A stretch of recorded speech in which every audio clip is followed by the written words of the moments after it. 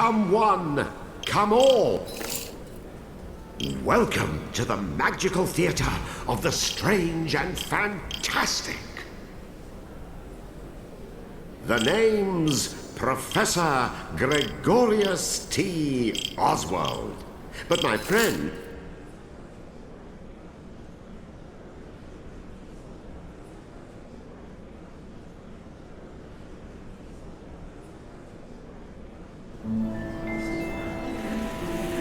Once upon a time, before everything went to rack and ruin, the Moon Realm was ruled by a beautiful goddess. But then, Little Bear, for whom the Moon Goddess had shown nothing but love, stole two of his mistress's precious possessions, the Black Moonstone and a magic pair of scissors known as Calibris. After declaring himself Moon Bear King, he invaded the goddess's castle, smashed the White Moonstone to pieces. Once upon a time, I once upon a now. This is my moon teams, so just get to the part where I sound good. Right, yes, of course. Wasn't everyone so very wowed when the Moon Goddess was obliterated? Wasn't it just great that the impressive Moon Bear King gave a piece of the White Moonstone to each of his generals, screwing over the moon at large?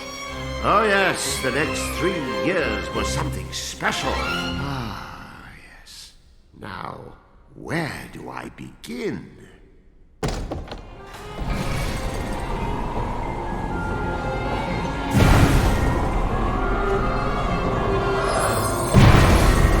He was the Moon Realm's ruthless new king, and intent to keep it that way. So night after night he spirited away the souls of children and locked them inside wooden puppets who were doomed to defend Castle Grizzlestone. And while tonight was no exception, it would prove to be quite exceptional. Oh, the poor dearie. Look, yin-yang, another day, another soul. Poor indeed. You're as bad as the tyrant. How many of these children are you planning to parade off to certain mutilation before you realize you're wasting your time? Why, one more, and then another after that. As many as it takes me to get my hands on Calibris. That's nice. Meet our hapless hero, who's just blinked back to life, firmly in the Moon Bear King's clutches. Kutaro, your soul was summoned here at my behest. Kutaro, will you be my friend? Pals to the bitter end.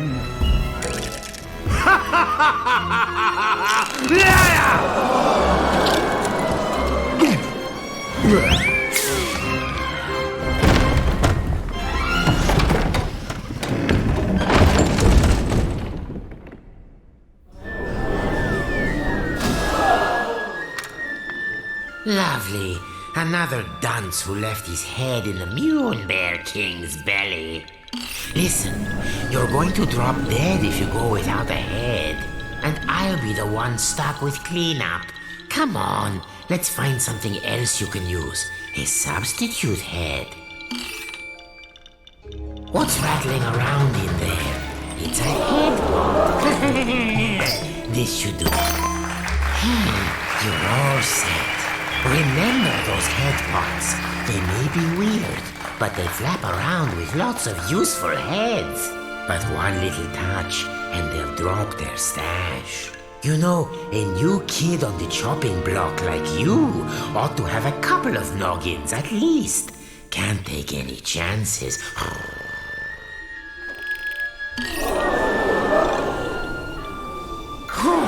There, see? Just like I said. Blast it! What am I doing wrong? Am I not powerful enough? Look out! Quick, pick up your head now. This is extremely important. One false move, and those heads of yours will tumble right off your shoulders. If you don't grab them right away, their magic will fade and no more head. So remember, if you lose your head, pick it up post haste.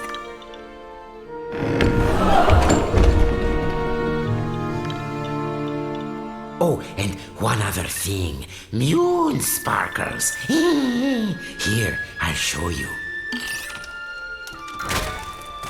Voila! These are moon sparkles. Collect 100 and you'll be able to magically come back to life, even if you do lose all your heads. Let's keep looking.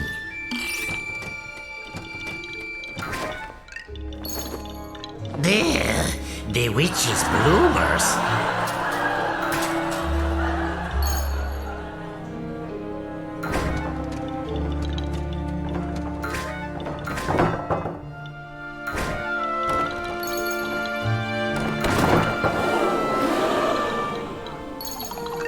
Keep your eyes peeled for moon sparkles if you want to stay alive.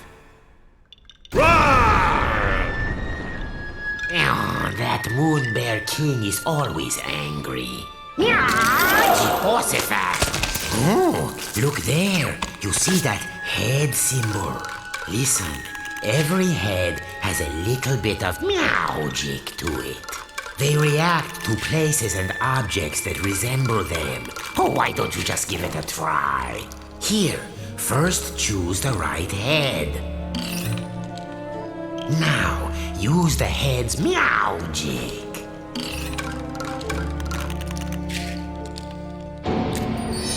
Anyway, keep an eye out for those head symbols. Anything could happen. Look at that. No wonder they're so skinny. Oh, what a little darling! Welcome! Please make yourself at home. Go and bring him to me!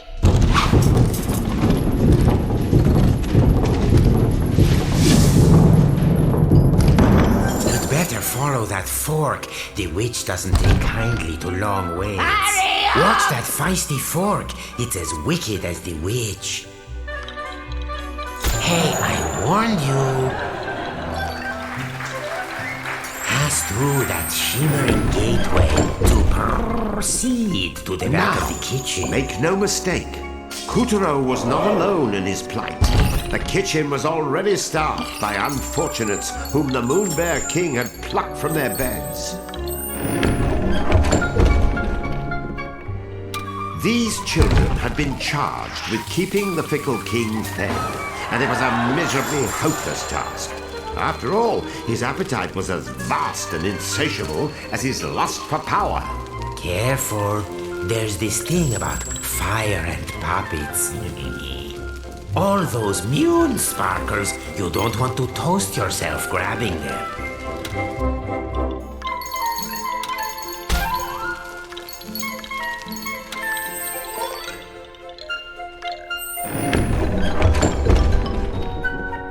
Imagine being one of these tykes and spending dusk till dawn getting kneaded and grated, peeled and parboiled, marinated, melted, minced and mashed. Or, if they were lucky, just zested, followed by a light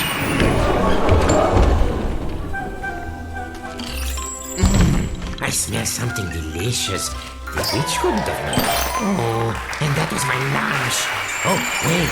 There's a spark of magic in every... Aha! There's that head symbol again. Head, bread. Oh, try it on that sandwich. See how using your head can change the world? And I do mean that quite literally.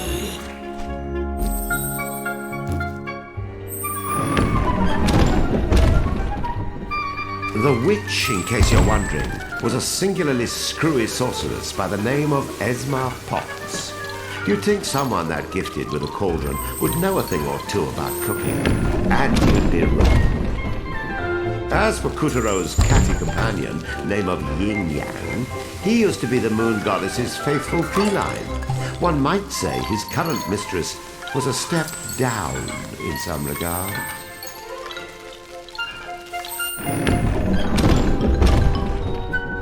Watch out for the vegetables. In this kitchen, the cook is a cook, and the squash are out to squish.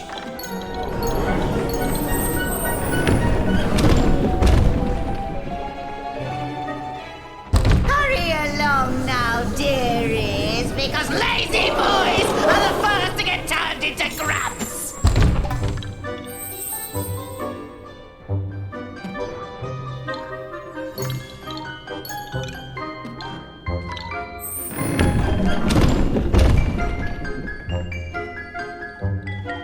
Come hither, my pretties, so you can get lost.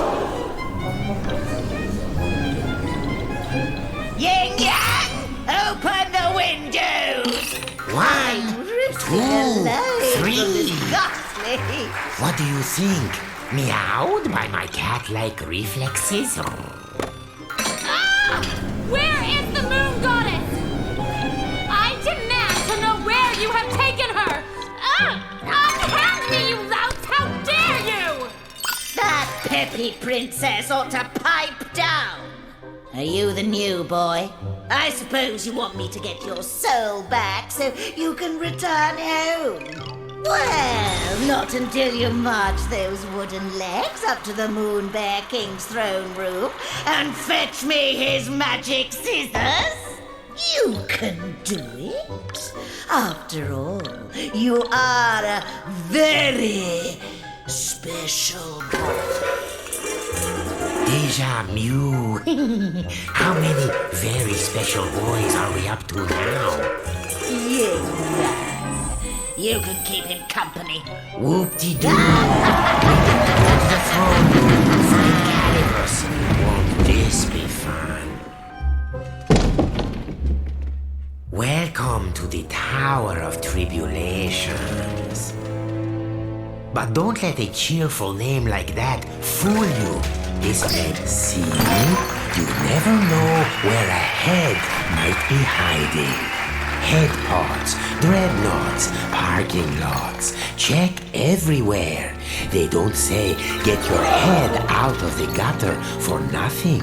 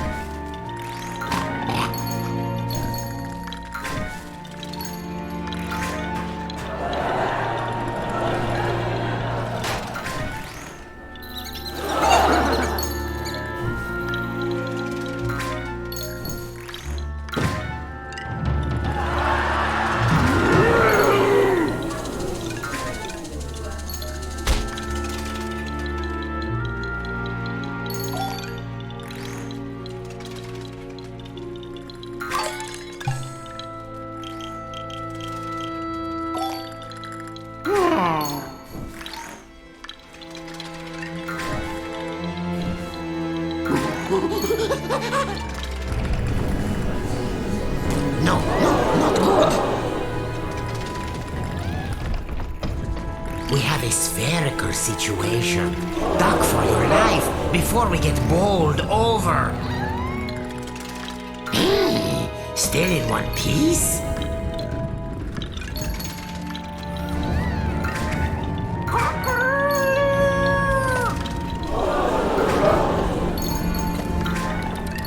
Abracadabra!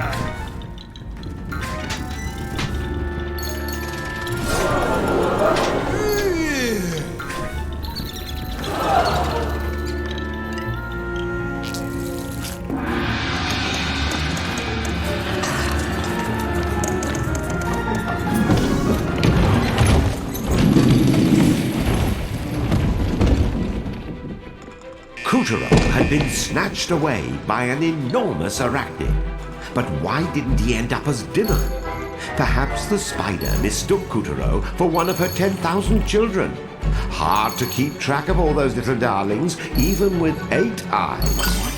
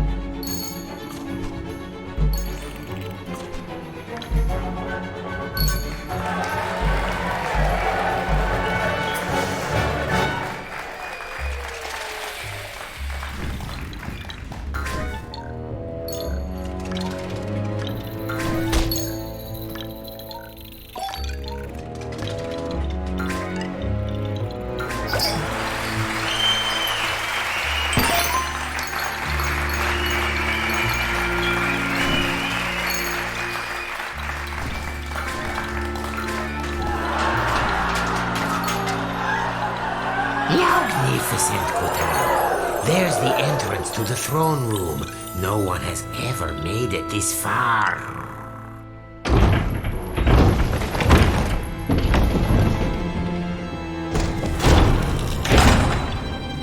Stop this madness! I command you in the name of the sun!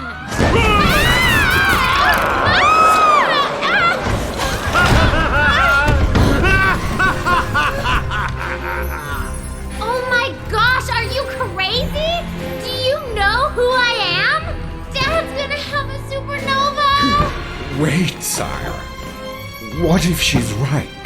The sun does have a burning temper. Ha! What can he do? I've got his precious daughter! Well, of course you do, sire. And even if you didn't, your majesticalness is more than enough to eclipse the sun. Sir, I've prepared a very special room for you, my dear princess. So please, I insist, take a long rest. Meow. What luck. He's left Calibras unattended for once. Kutaro, you are one lucky person.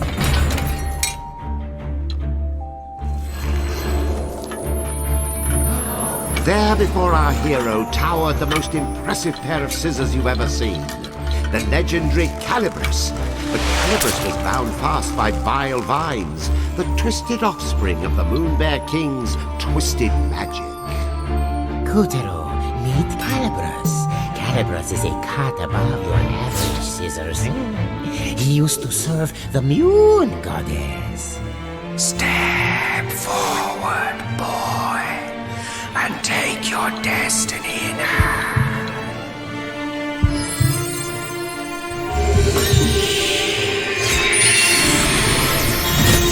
Now that's a shock. I mean, an honor. Don't you see? Calibras has chosen you.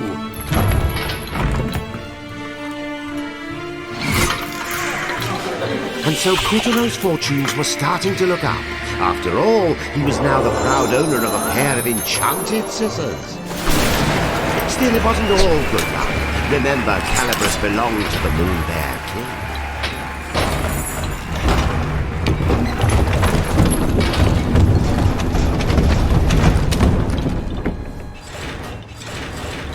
And the boy's first challenge was to extricate himself from the booby trap he'd just set off. Rats. Now visit there. That's the ticket.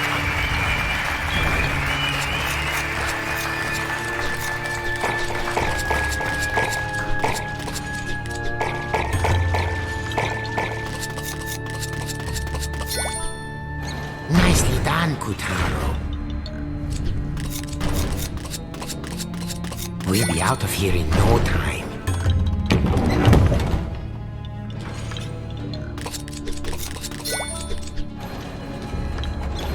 Yes, you know what to do. Oh, scissored like a true wizard.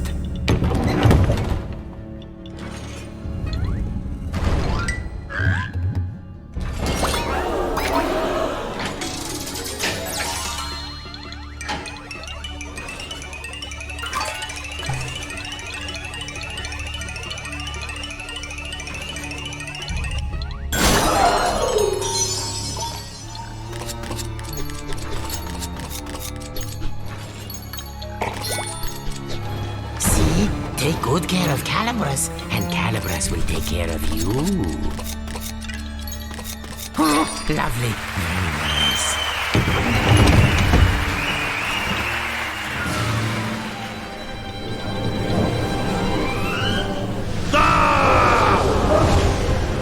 Who dares lay a hand on my property? My traps! How did you get out? Wait, how did you get in? You wretch! What have you done to my throne room? Guards, apprehend that thief! Deftly and darkly, the grubs descended upon our trembling hero. But locked within each of them was the soul of a child, just as scared as him.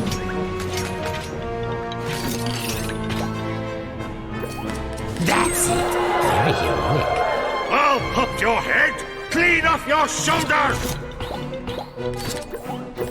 Get caught, and you'll be grabified, just like the rest of these poor children. Guards! I want that sticky-fingered scoundrel's head!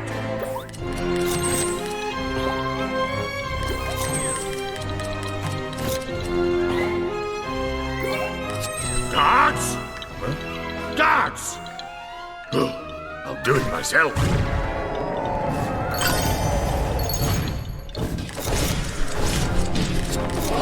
It was a weaver. Of all the Moonbear King's nightmarish magical creations, weavers were some of the nastiest.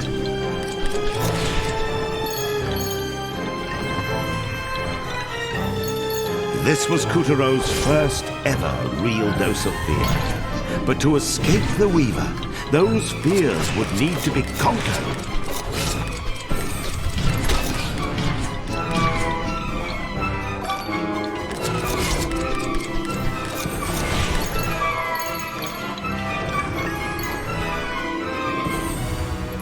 As the clash grew even clashier, the boy snipped, sliced, and sundered with the cold realization his life counted on it.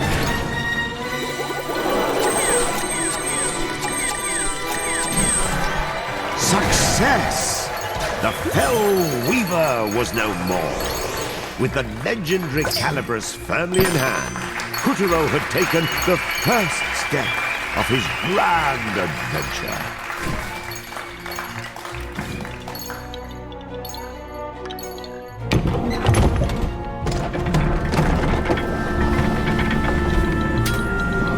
Unfortunately, the next steps had to be taken at a run, as the Savage King was hot on our heroes. Tiger up! Yes, sire. Where did that whelp go? Well, he can't have gotten far, sire. He has such tiny legs. I imagine he's right around the corner. I don't want him around the corner. I want him cornered! Find that thief, or I'll find someone who can! Please, sire, your blood pressure. I'll take care of it. Would you like a back rub? A glass of warm milk? Anything? No?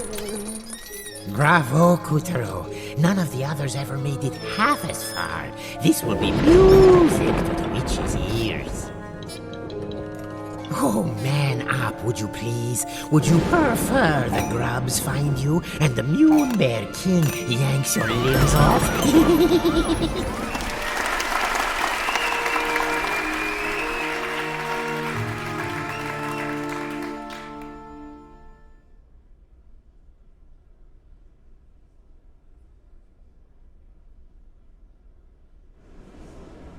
With a flash of Calibras, Kuturo felled the frightful monster and freed the soul of every last child in the fiend's clutches. Well done, Kuturo! The souls he freed were homeward bound.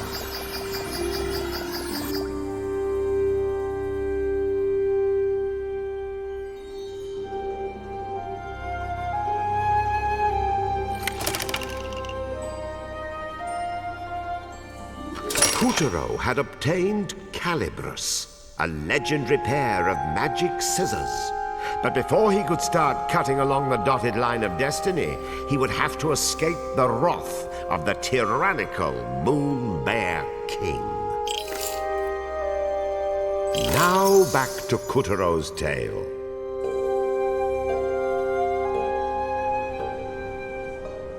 Lucky Kuturo, suckered into stealing a set of sorcerer's scissors by the witch and stirring up a tyrant's rage. Now all his hopes of escaping the castle were dashed, just as he himself dashed like mad to outrun the soldier grubs who wanted his head. Poor Kuturo.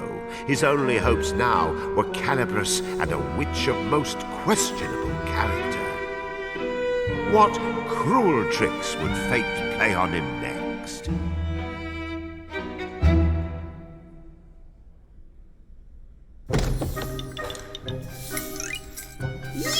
You pussy-footing wussy-cat, where were you?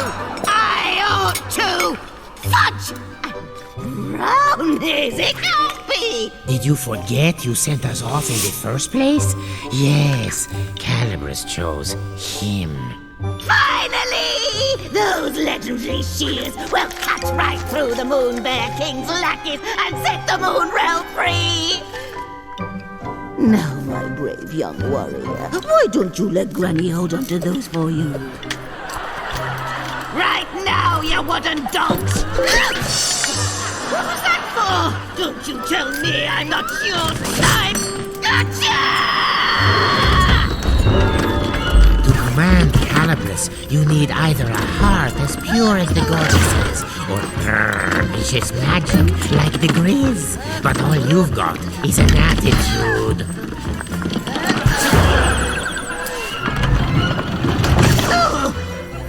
Oh, nuts! You keep Calibrus. I know you'll take good care of it for me. I smell him. That's the punch and stick of a scissor thief. Oh, General Tiger, sir. How kind of you to drop by to check on measly old me. Gosh, I just don't know anything about Mr. Thief, but if I see him, you'll be the first and last to know. And this egregiously foul odor must be witch stink. You are certain he's not here? Oh, yes, very certain, your antagonist. I beg you, bring that scoundrel to justice, or I may not sleep a wink tonight. Don't worry. My grubs will have this whole castle locked down in no time.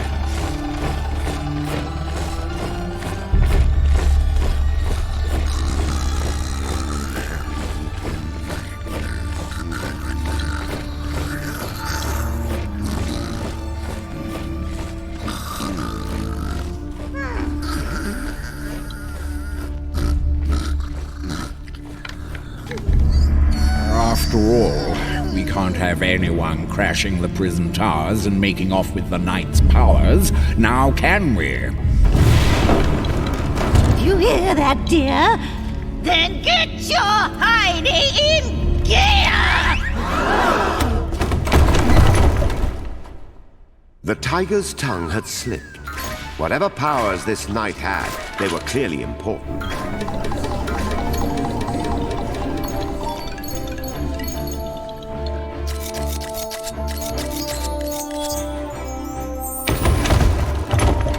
The castle walls didn't come with stairs.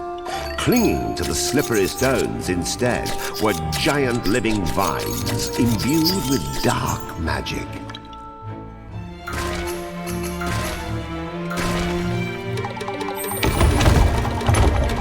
Snipping, cutting, slicing through the vines with Calibris, Kuturo scrambled up and up. Onward he must climb.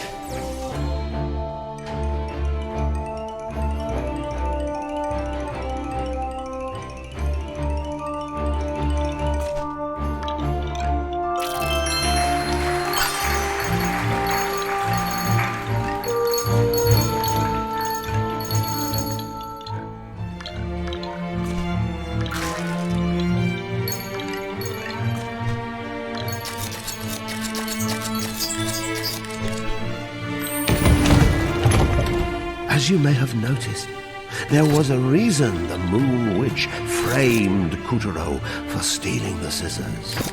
The moment she marched him off to the throne room, she had already concocted a plan to take Calibris for herself.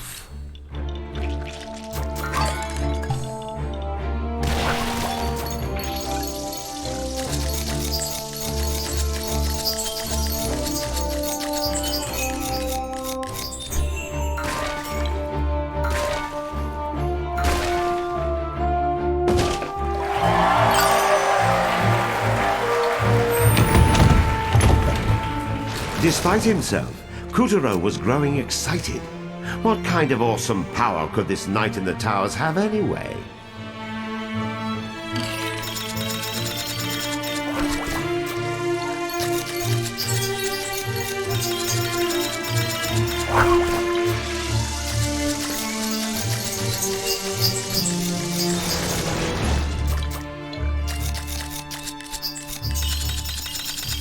Not even the vile vines could still Kuturo's scissors.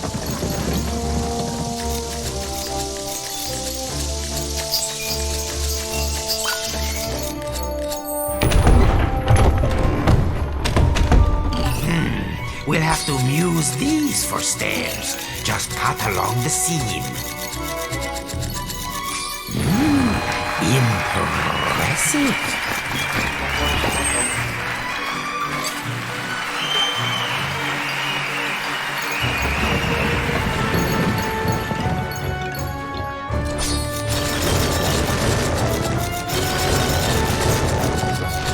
Thanks to Calibris, not even the steepest tower walls could stop Kuturo.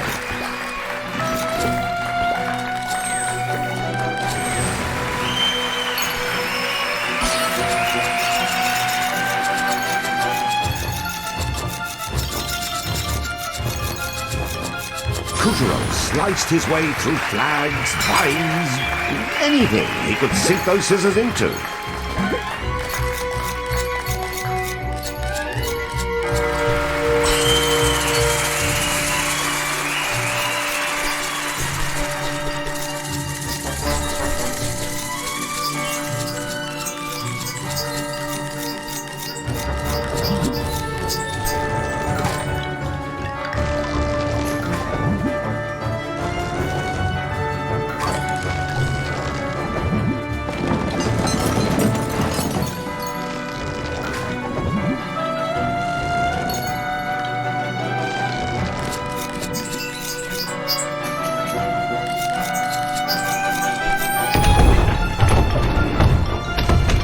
Not everyone took it sitting down when the Moon Bear King rose to power. Many tried to oust the tyrant and bring back the goddess. One or two of them even survived. But the goddess's mightiest champions all fell, and their powers were locked away in secret, well-guarded places. Now, where do you suppose the knight's powers are hiding? Tower top security was tight. The Weaver patrolled the smoke-ridden sky, swooping and slicing at anything that moved. These towers not only defended the castle walls when the Moon Bear King rebelled against the goddess, but during the ferocious final fight, they also went on the attack.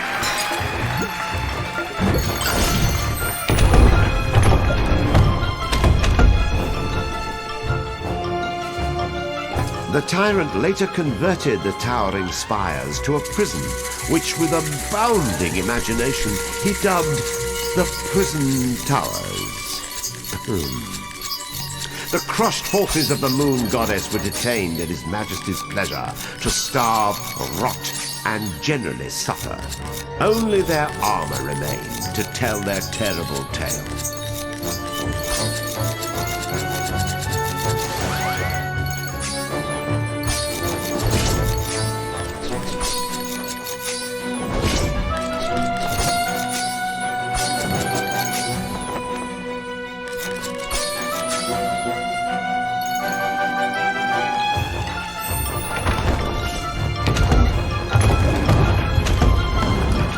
Gorging on the power in its lord's dark seal, the Weaver stretched to preposterous proportions. Couturier knew he had to swallow his fear, step forward, and keep his head. Well, looks like the pawn has become a knight. Why do all your problems seem to come in extra large?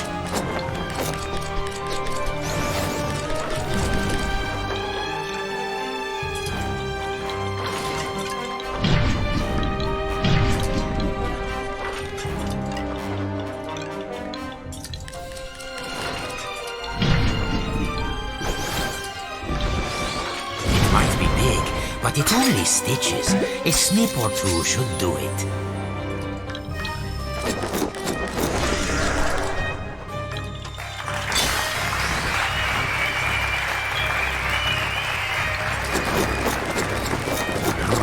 Looks like you found a chink. See? I told you so.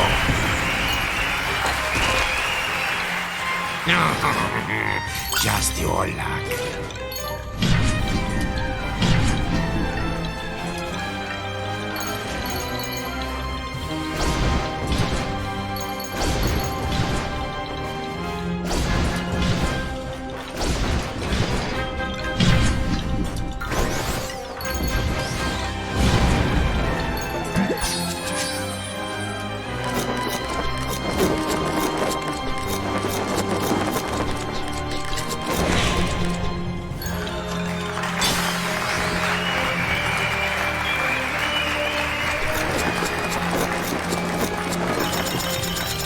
Starting to unravel.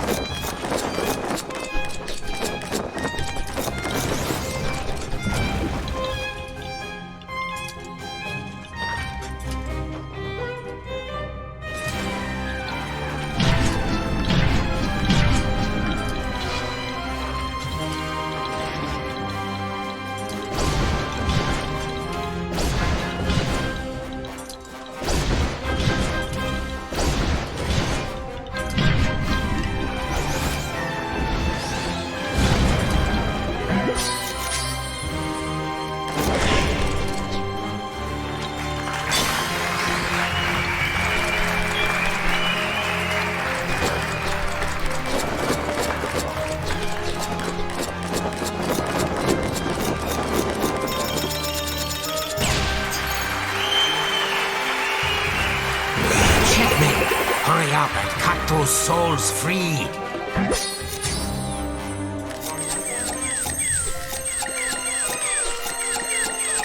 That's it! Well done! After the formidable adversary was vanquished, an old and scratched-up shield appeared before Couturier. Could this be the power he sought?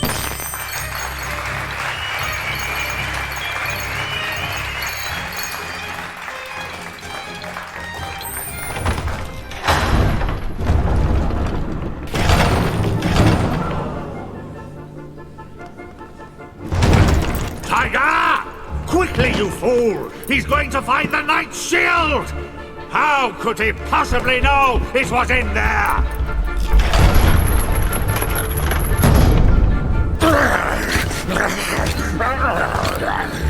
Stop him!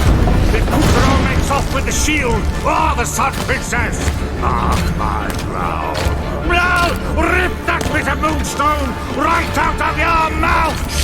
When I find that idiot who blabbed about the night in front of...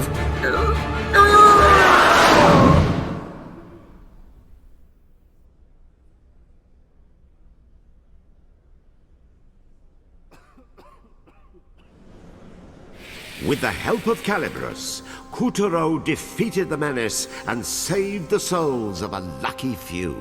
Well done, Puppeteer! The souls he freed were homeward bound.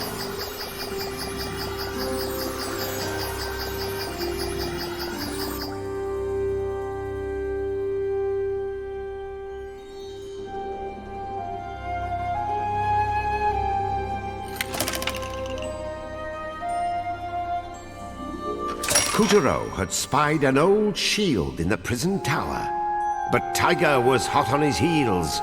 Where were the knight's powers? Who was this princess that had been locked up? And would Puppeteer make it out of the Black Castle alive?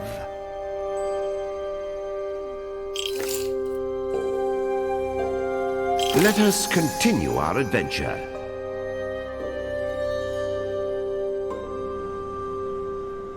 You'll recall that even after the Moon Goddess was defeated and her legion was put to rout, her loyal subjects tried to resist. 4 champions, ever faithful, rose to their mistress's cause. Over a period of weeks, they concocted an elaborate plan to lead a pathetically small but equally valiant army against the Moonbear King's castle Grizzlestein. Did it work? Well...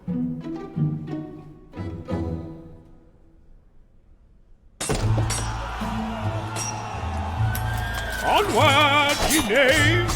The bear shall pay the price for his crimes!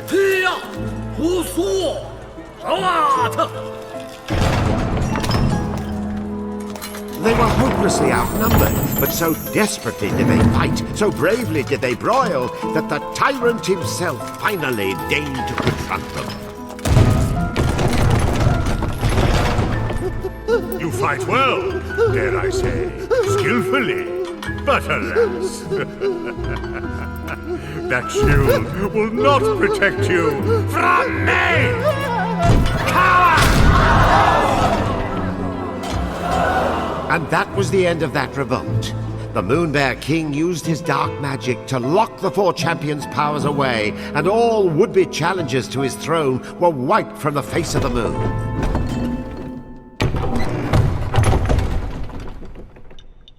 This shield was a special one indeed, for within it still dwelled the power of the Moon Goddess's might. He whose valiant struggles ended in tragedy. Alas, poor knight.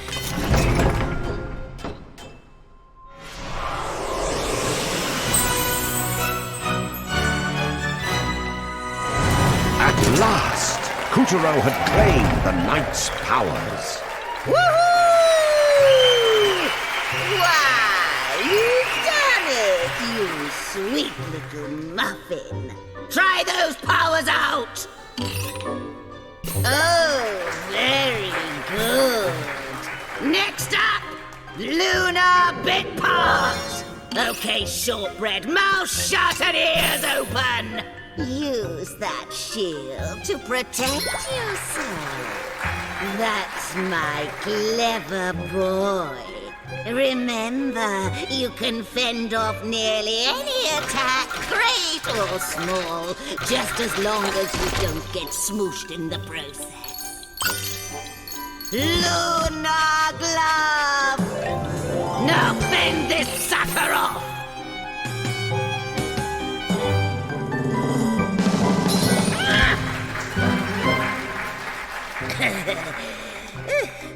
There. You see? Some attacks can be turned against the attacker.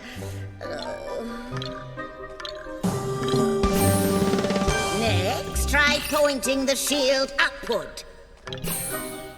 Good. Now point the shield downward. Moving on. Lunar bit part. The best defense is someone else's offense.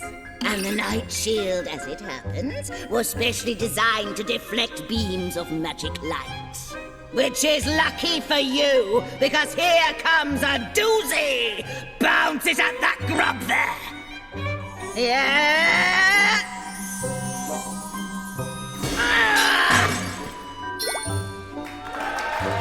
Kerplowy! Very impressive for your first try. Now, just one more thing, dear. The shield wears out if you use it too much, so be sure to give it lots of rest. Got it? Then get lost. Oh, look! The witch conjured up an exit.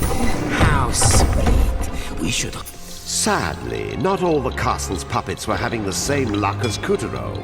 Winken, Blinken, and Nod here tried to make a break for it. And got broken for their trouble.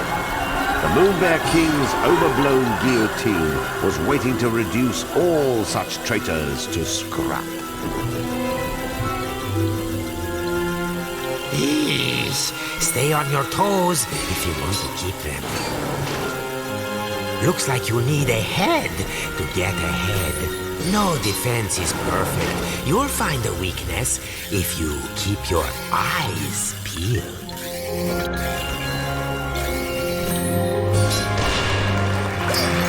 Bravo!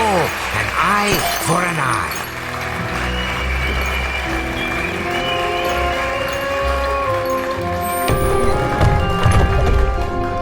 Climb on up, Kutaro. Currently eclipsed, the shimmering gateway has been swiped.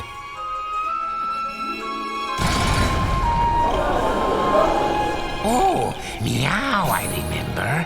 The king's brand new security system was installed here last week.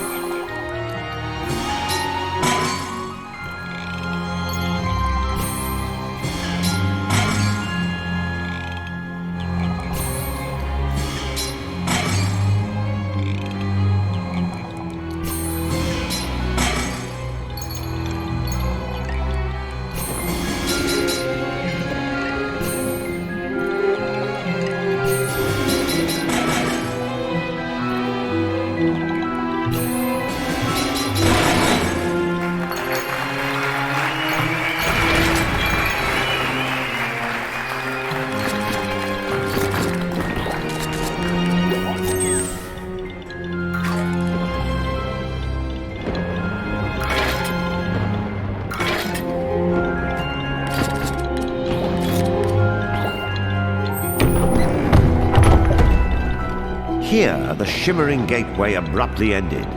Kuturo could not stave off a sinking feeling that things were about to get grim.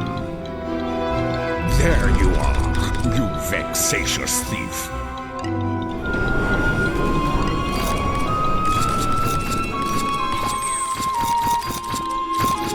I'll whittle you down to size, you little gnat. Magic is pouring out of Calibras. Now, let Tiger have it.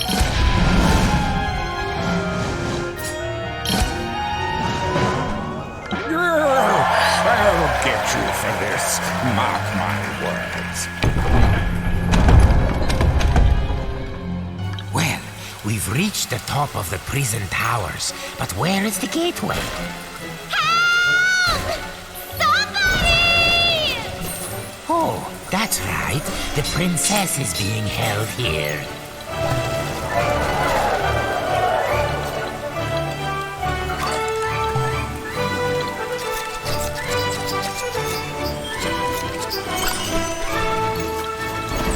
Watch out for the searchlight.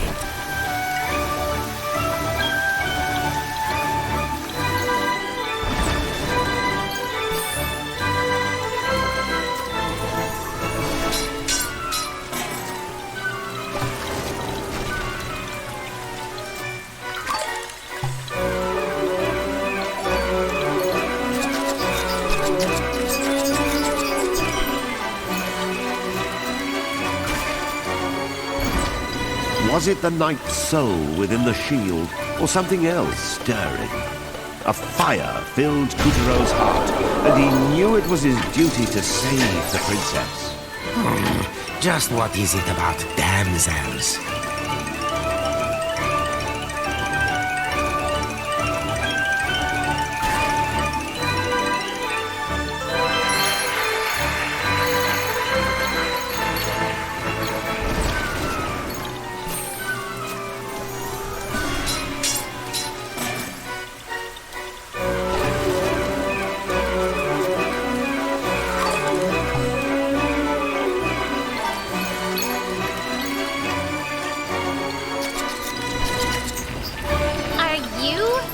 In shining armor? Get me out of here! Now! Ah! Wait, that's not the Sun Princess. She's not even a lady. At best, she's a lady in waiting. Kutero was disheartened, but his sense of chivalry would not let him leave the Oh my gosh! lady Get me behind. out of here! I wish she was a princess. I could really go for my own kingdom. No use moaning. A hero never leaves a lady behind. Chop chop! Come on!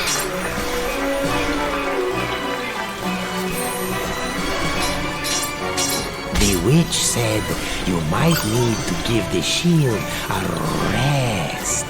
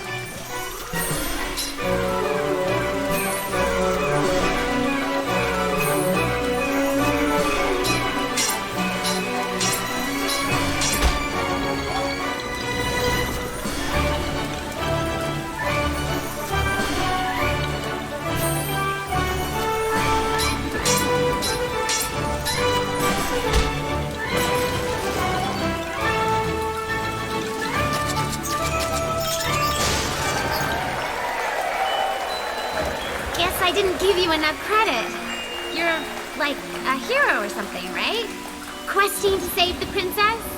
Why else would you have Calabrus and the Moon Knight's shield? Well, you're about 3 feet too short and 3 hours too late.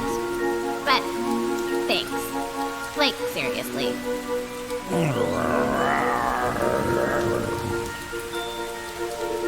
I think we may have an incident on our hands.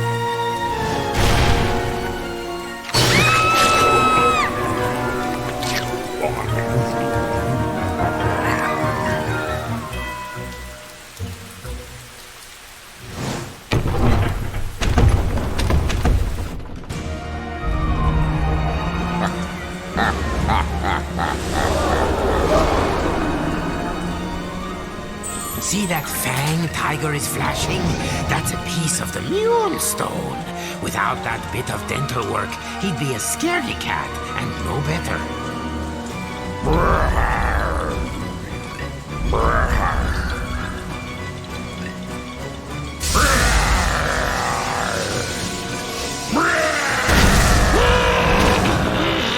Danger! High voltage! Good thing my paws don't touch the ground.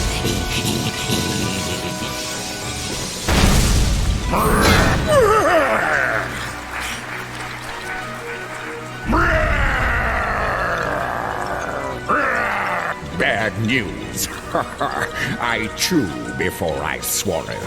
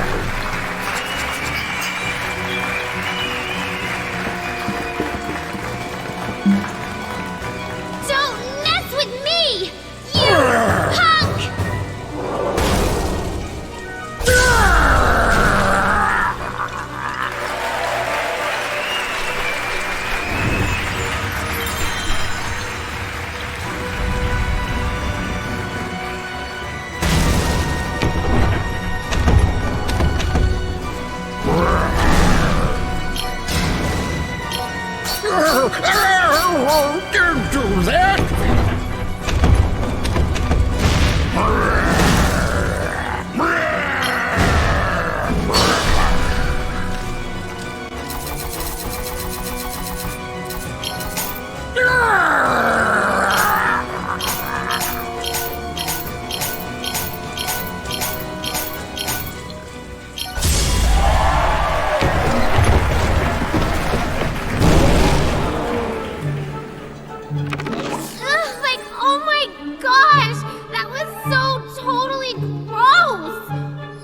Covered in tiger slobber.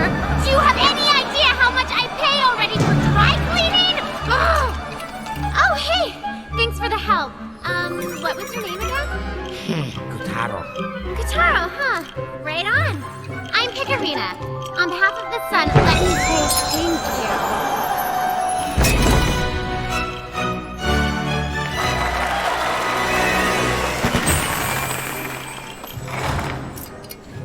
Oh, my word! You found one of the moonstone shards! Most impressive. I knew I picked a winner. In fact, I think we're ready to team up in earnest.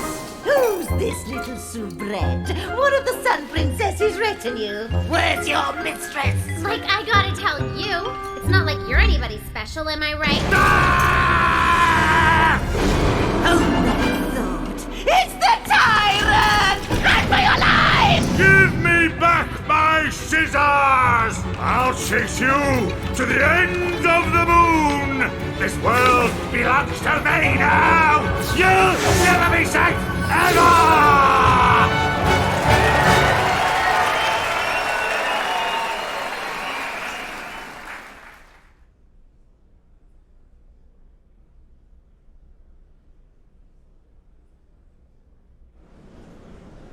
With the help of Calibros, Kotaro defeated the menace and saved the souls of a lucky few. Well done, Kotaro! The souls he freed were homeward bound.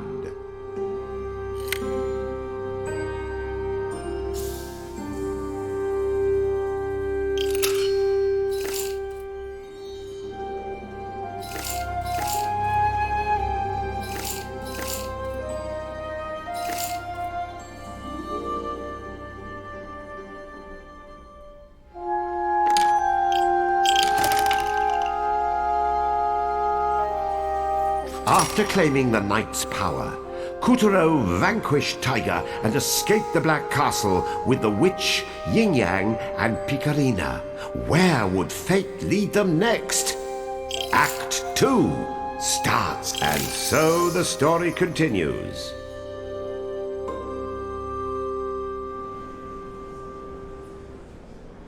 At long last, Kotaro and his new friend Picarina were free of Castle Grizzlestein, borne to safety by the witch's magic.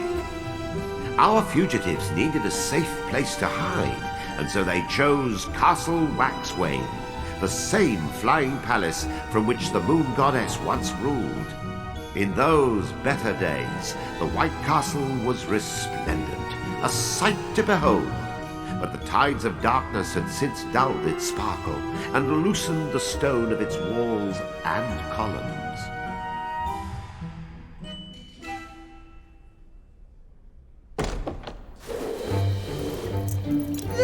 There, sweeties. We'll just hide out here for a spell. But, like, this is Castle Waxwing. Doesn't it belong to... The goddess? Yes, indeed. Although palace and master alike seem to have come apart at the seams. Silence, Yin Yang! No one asked for your opinion! Out of the darkness and into the light, Kotaro had gone from Black Castle to White. No, this is more like it. No Moon Bear King spies and lackeys to follow our every move. Uh-huh. You've got a lot of gumption, you know that? Only one hiney should be warming that throne, and it doesn't have warts on it. The Moon Goddess is gone, Dandelion. I'm sure the palace is delighted to have such a promising new master. Promising? Try pompous. Try shutting up! Oh, my little earth-sent savior. Why, you're nothing short of a hero. Come, be a good child and let me have a gander at that moonstone shard. Don't do it, Kataro! Calabrus, the Moonstone, and the palace all belong to the goddess. And this magic slingy loony is obviously trying to dupe you out of them. How can you say such a thing? All I want is what's best for Bob. What's his name? Whatever. Granny's trying to explain, so knock it off! Ow! Oh my gosh!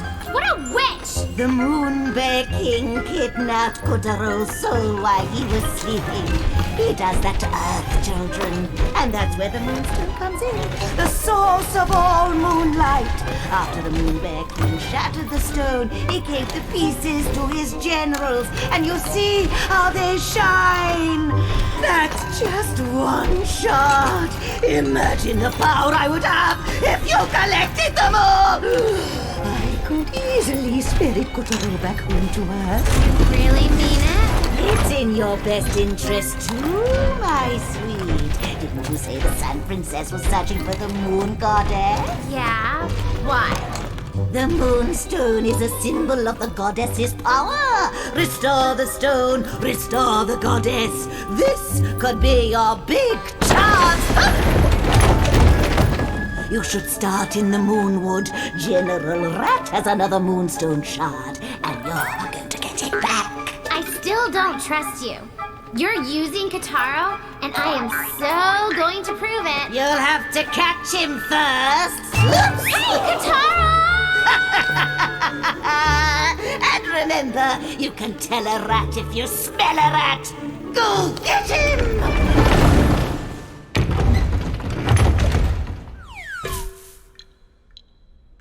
Well, Kotaro had taken the Moon Witch plunge, and now he found himself in a secluded grove in the Moonwood. That hag is such a... Ugh. How are we going to find one lousy rodent in a place this big?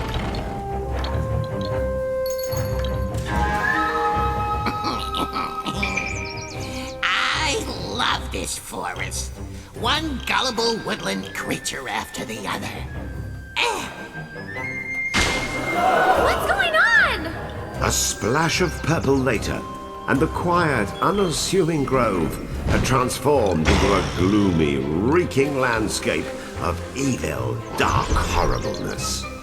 Once I darkify the Moonwood and offer it to the Moon Bear King as a tribute, I will be on Easily Street. So that's who did this. General Rat.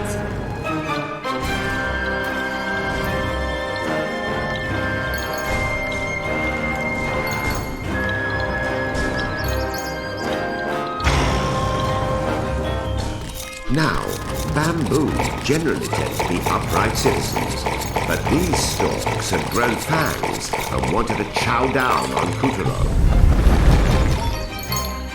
If I might share a bit of moon lore, have you heard this one?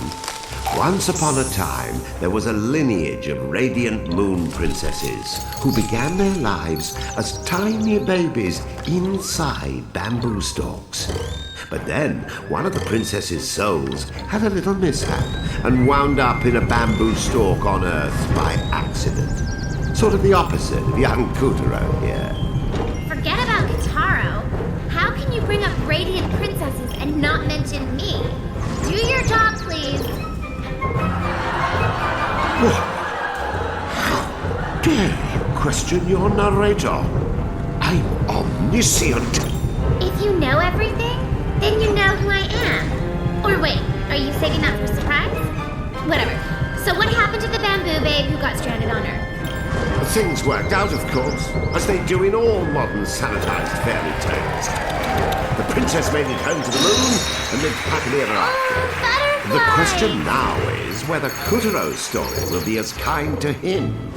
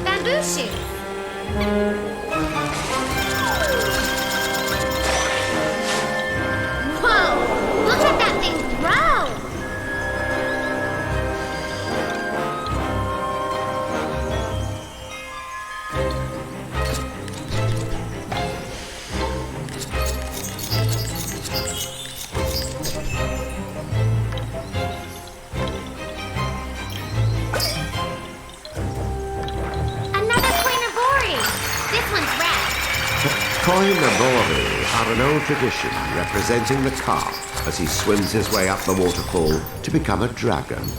They're symbols of growing up healthy and strong. I know that, but who put them up? Oh, let's not get mired in details. Aren't you in a hurry? You could do with a panda head.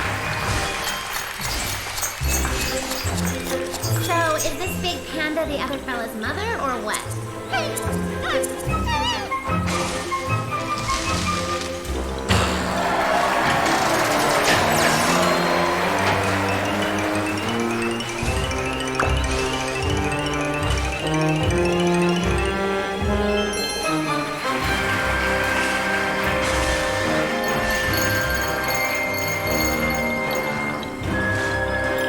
The rat's purple goo had already fouled up the Moonwood's pristine water supply, transforming the local carp into ferocious demon fish who took none too kindly to trespassers.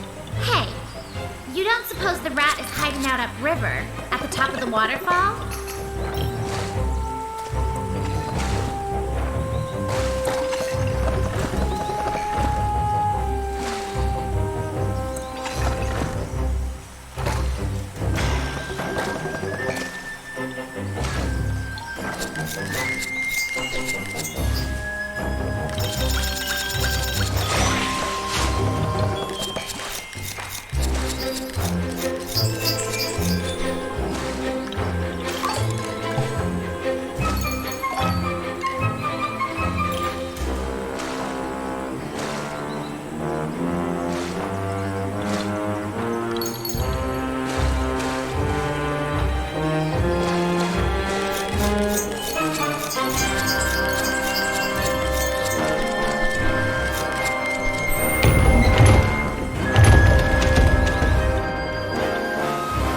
Kuturo arrived at a bridge that arched a truly impressive waterfall.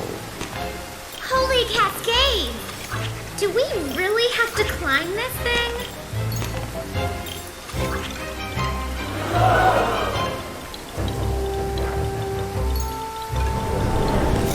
Keep climbing and don't look down!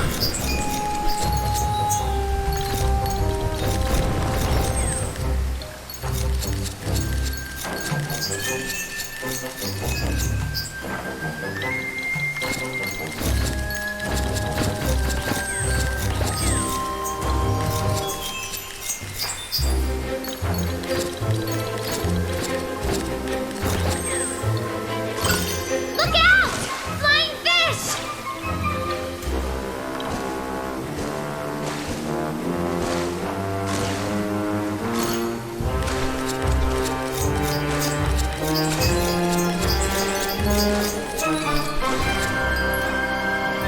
Uh-oh!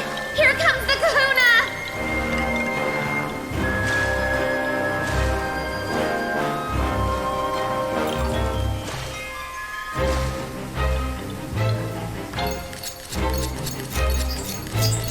Wow! It's almost like pink snow. Is this pole for the streamers? A golden koinobori? It's huge! Hey! Where are you going?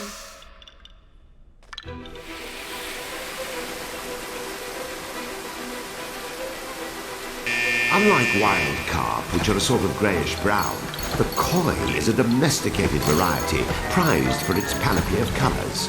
Right now, Kuturo is hitching a ride on a Yamabuki Gold. But I'm personally much fonder of the tri-coloured Sankei. Something about those sublimely balanced splotches of red and black upon that fishy white canvas. Oh, it sends me into raptures. That's nice, Shaw. But this is a streamer. It's made of polyester. Golden polyester, but it still ain't breathing.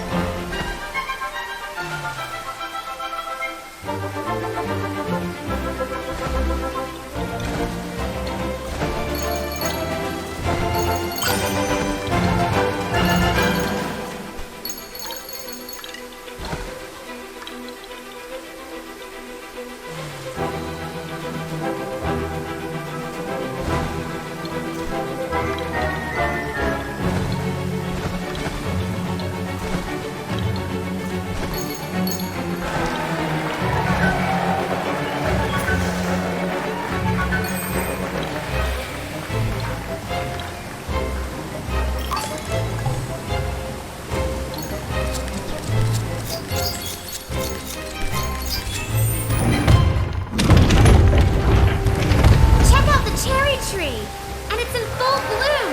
This is awesome. Sakura, Sakura, dying far as you can see.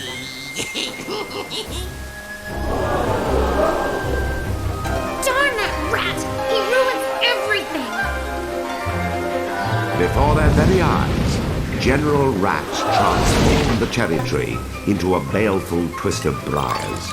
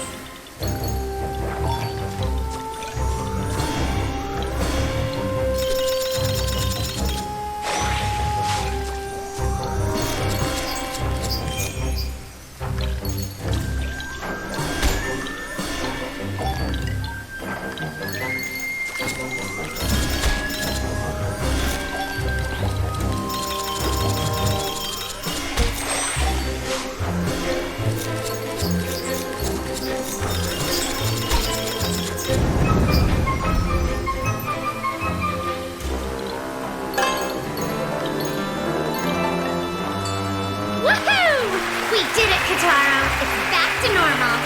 Now that Puppeteer and Calibris had excised the darkness, the old cherry tree could go back to his usual agenda, standing tall, looking blooming radiant.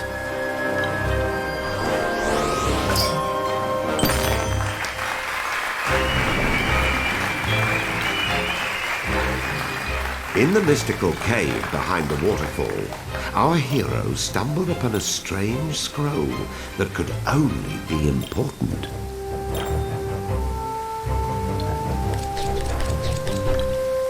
Oh my gosh! That's the... How do we get past this magic? Somebody doesn't want us to have that scroll.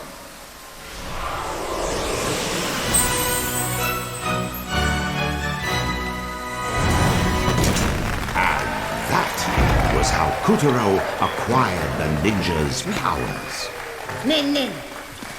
Nin Nin! Ninja! Splendid, Kutaro. Now you have the knight's powers and the ninja. Who turned out the lights? Luna Candela! Funny.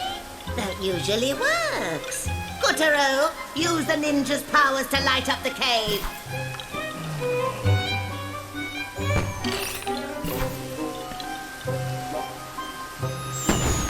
It's still dark. Do it again. Basil! We're trailing! I said shoe missing! That's it! Luna Good. Just a little brighter now. That's it! Luna Kazoo! Throw a ball in from above! Oh,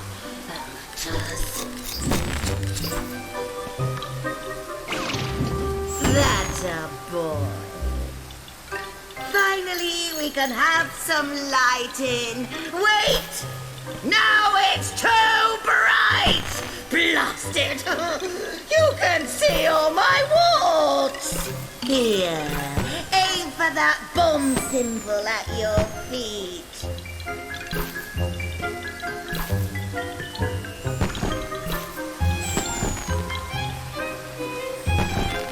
All right, one final test. Hit me with a bomb. In!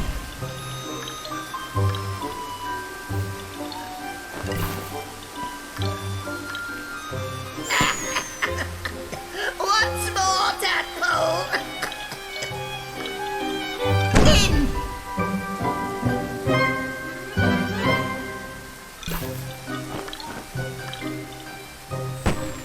Keep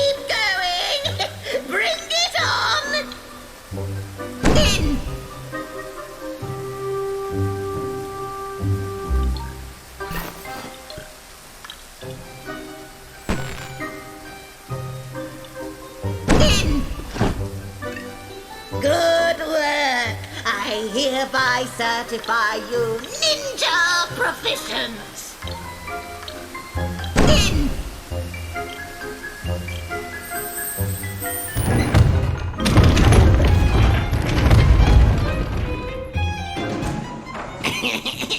The Moonwood Shrine. Time to spruce up the spruces. Whoa! Holy sacrilege! Oh, the horror! Rat squeaked with satisfaction at his handiwork. The hallowed shrine of the forest gods had been transformed, corrupted.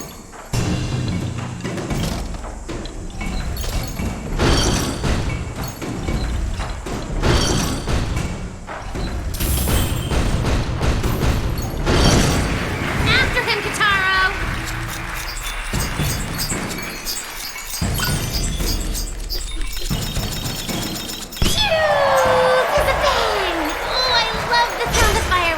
Don't you? And so Kutaro snipped the ghastly lantern down to size and returned the shrine to normal.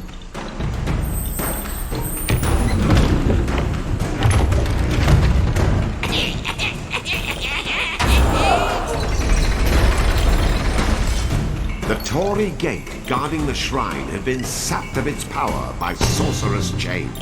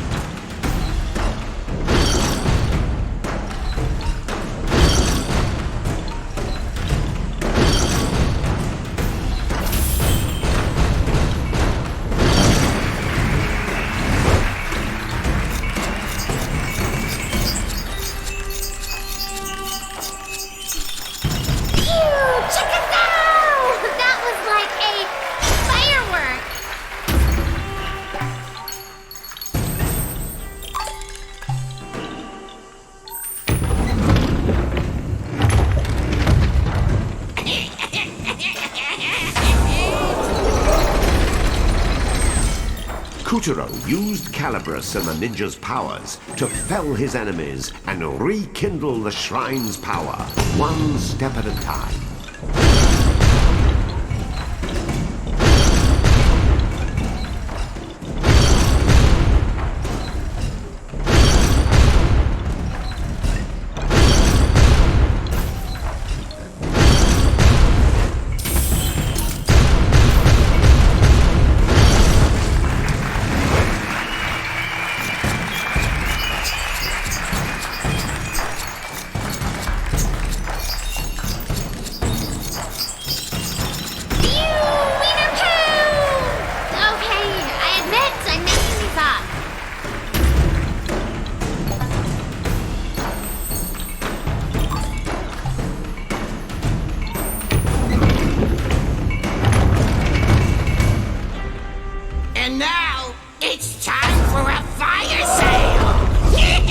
Suddenly, the giant gate was transformed into a weaver, one of the Moon Bear King's faithful servants, who seemed quite intent that Kutaro joined the club.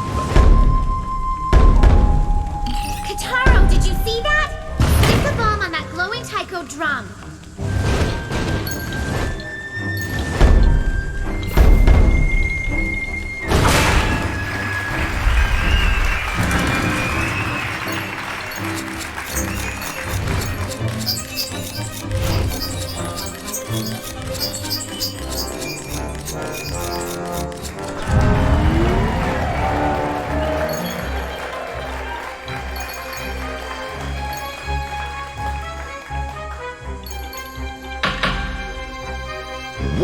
fight it was, as Kuturo dodged scalding flames and swinging death and leapt from Tycho to Tycho.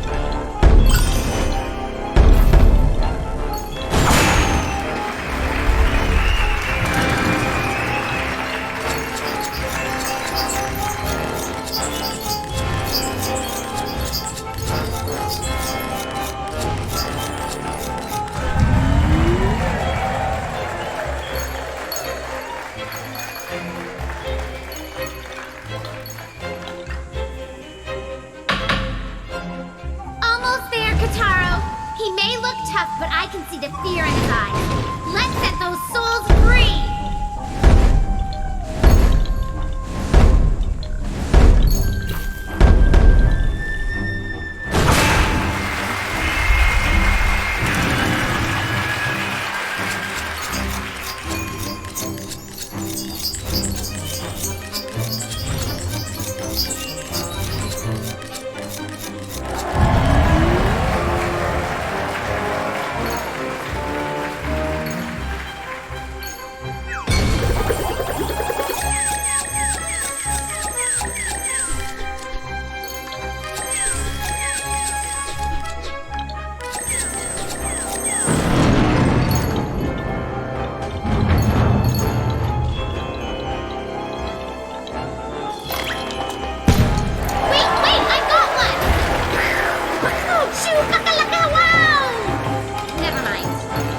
Well done, Kuturo!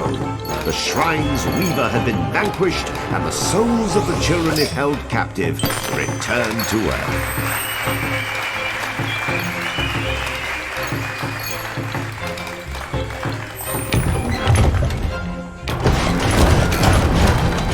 Calibros! No! My scissors! I don't want to go back to me!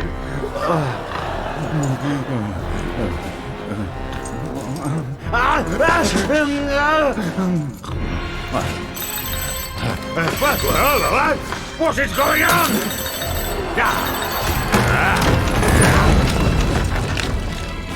But this had better be important, or else. They what? Rat is supposed to be guarding that forest. Talk to him. Yes, he would say that. The buffoon! Ian Tiger. I'm beginning to think the problem with my generals is that I have any! But this week's a conspiracy. They steal Calibros, they escape my castle, now they conveniently find the Moonwood. Do you think someone else is pulling the strings?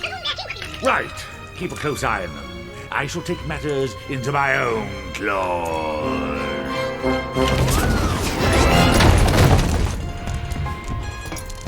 Never fear, you beautiful brute. You just need to find their ringleader. And then, once you do, you can tear them into tiny and threatening little bits!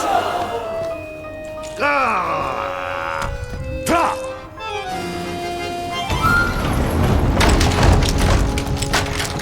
Put toxin production on hold.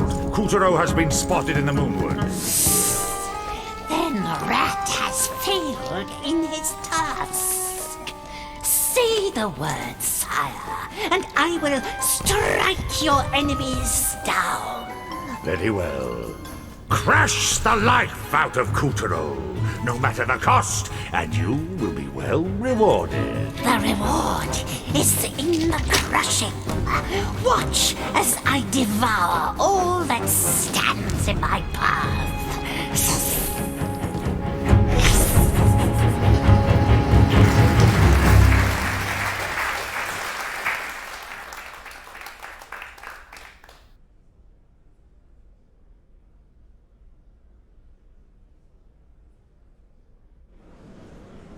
With the help of Calibros, Kuturo defeated the menace and saved the souls of a lucky few. Well done, Kuturo! The souls he freed were homeward bound.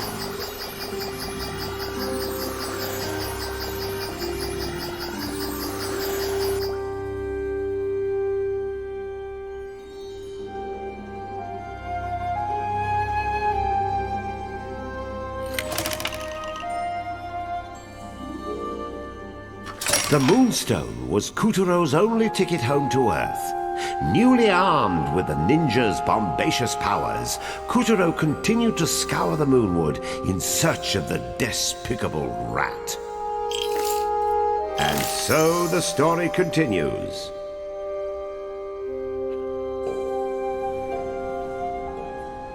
Ever since the goddess had vanished from her throne, the denizens of the Moonwood had hardly slept a wink.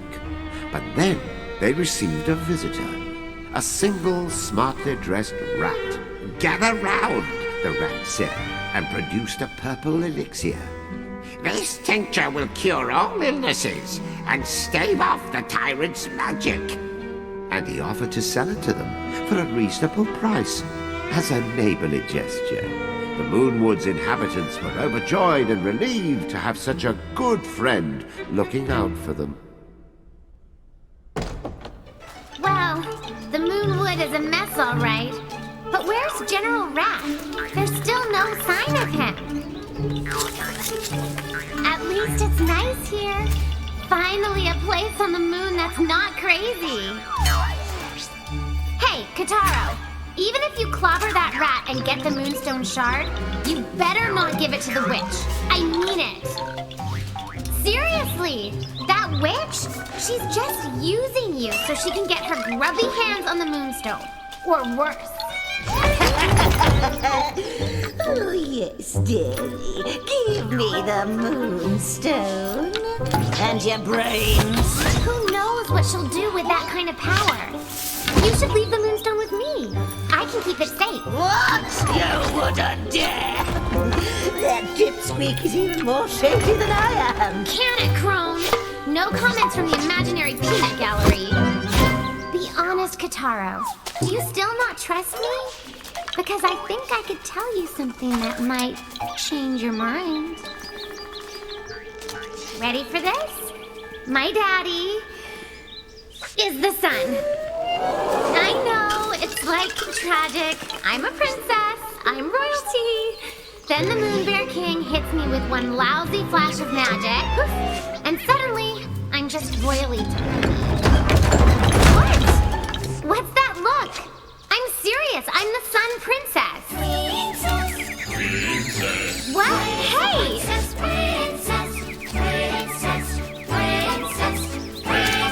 Stop that! We're so blessed, yes we're blessed. The princess of the sun is here. We're so blessed, yes, yes, yes. The princess of the sun. No! Don't you dare go Sondheim on me!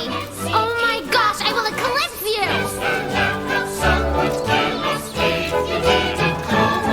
That's it! This Saturday morning cartoon is over!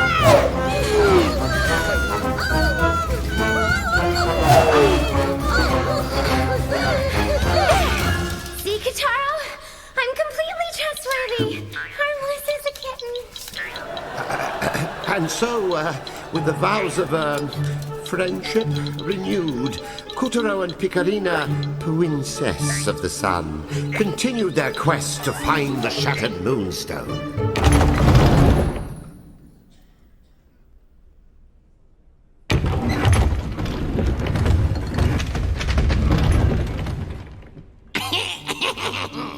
And now for Big Secret. Kuturo and Picarina were still hot on the rat's tail when they reached the edge of a dim and darksome lake. Oh, please, someone, anyone, What? help! What's Save that? me from my predicament! Mayday! Mayday! They heard the shrill cries of a damsel in distress.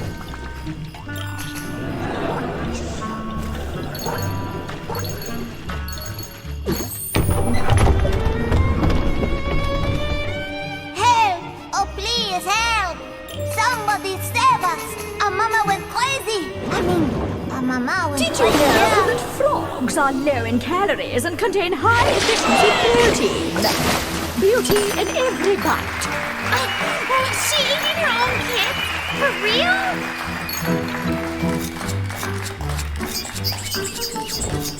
Living in the lake were adorable little creatures known as the Kapagairu, but the rat's toxin had triggered a most unpleasant metamorphosis, and the few Kapagairu who dodged that bullet now faced extinction at the hands of their psychopathic relative.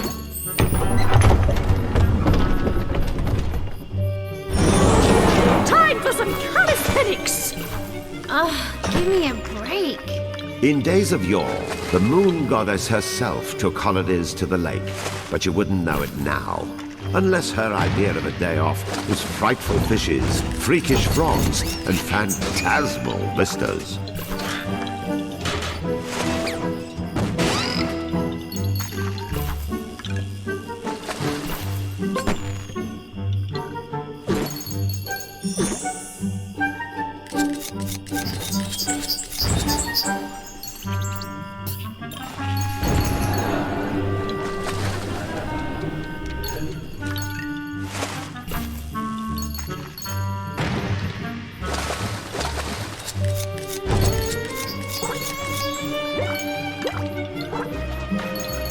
Once, this very taiko drum boomed and blammed as the Kapagairu fested their festivals. Now, the tune had changed.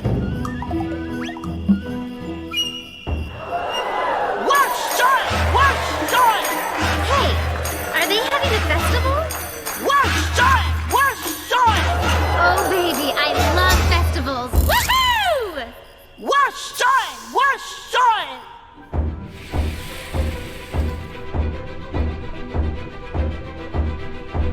How many festivals do you know of that are held underwater? When it's a bountiful harvest you're praying for, nothing butters up your gods and ancestors better than lugging around heavy portable shrines.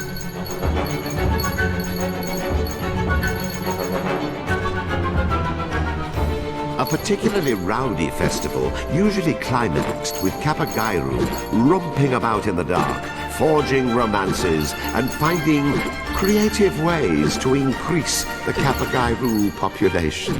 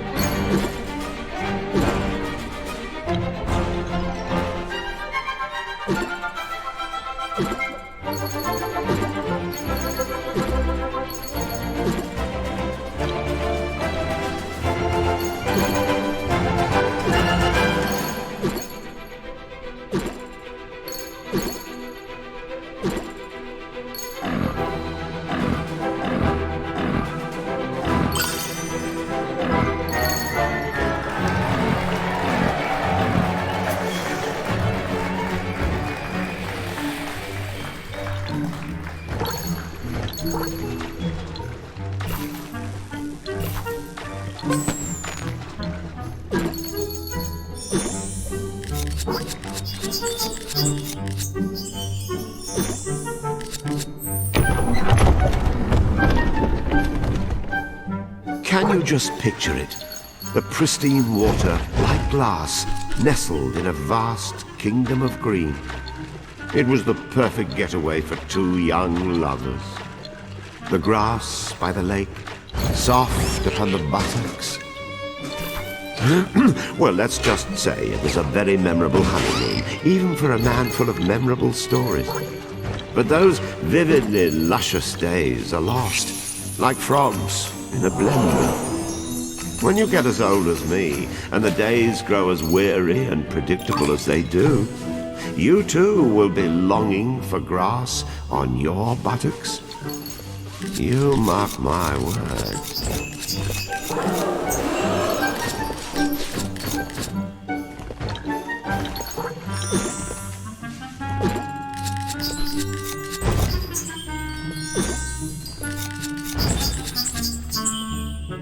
What is this? A statue? Looks like one of the Moai. Or is it supposed to be Buddha? Kutaro pressed on, unflinching, across the dangerous lake's mossy rocks and aquatic reeds, slashing at the petals on the wind as if composing a wordless poem. Onward our hero sloshed, noting with every sploosh that the rat's purple poison had been splotched all over the place like putrid paint.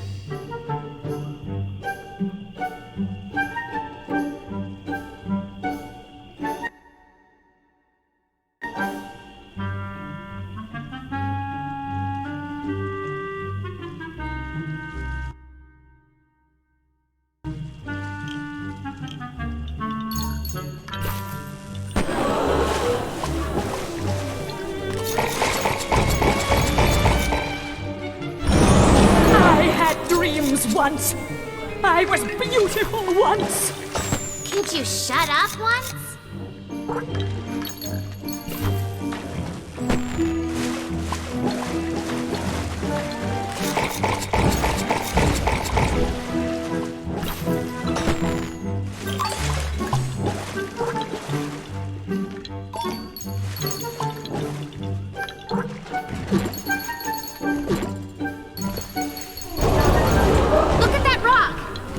Sight gag waiting to happen.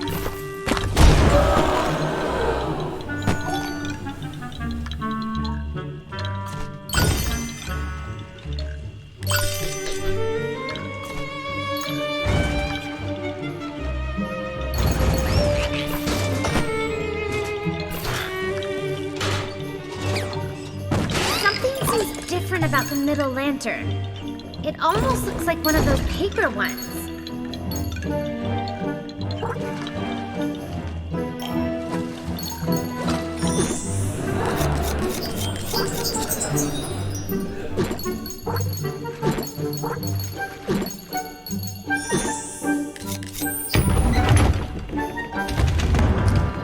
At the heart of Lake Cedrus, Kuturo came across a great blob of poison. Surely this was what had fouled up the lake.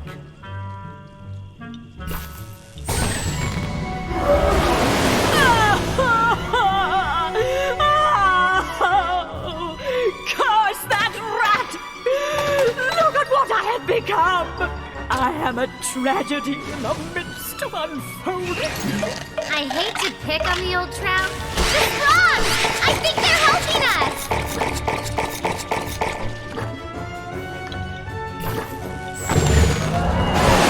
It's open! Toss a bomb in! Yes! There you go!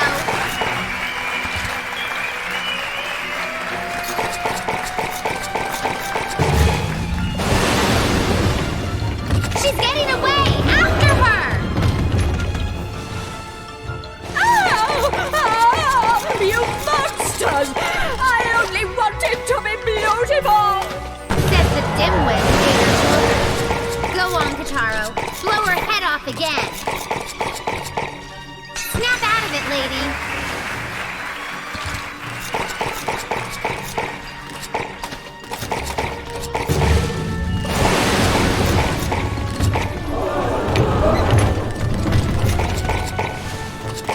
Day after day after day, saddled by croaking sprogs. It wasn't always like this.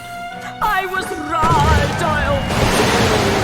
Can you blame me for taking the rat's medicine? Can you?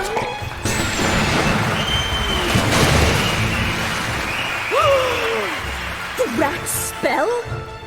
It's broken? Oh, at last! My former splendor will be restored!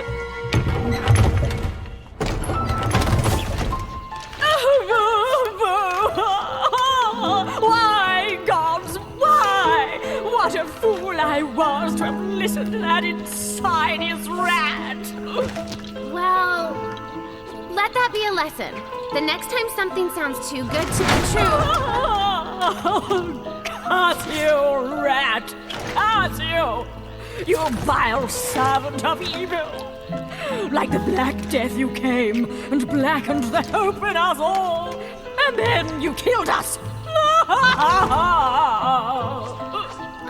You're kind of still alive, you know. Bill, what gives? Is Gloria off today? I can't work with this hand. Whoa, whoa, whoa, whoa, whoa, is me. Oh my God! Kataro. Wait! I'm not finished. The gods of the Moonwood, they are in danger. Grievous danger. Ma, you are doomed. The Moonwood's end is assured.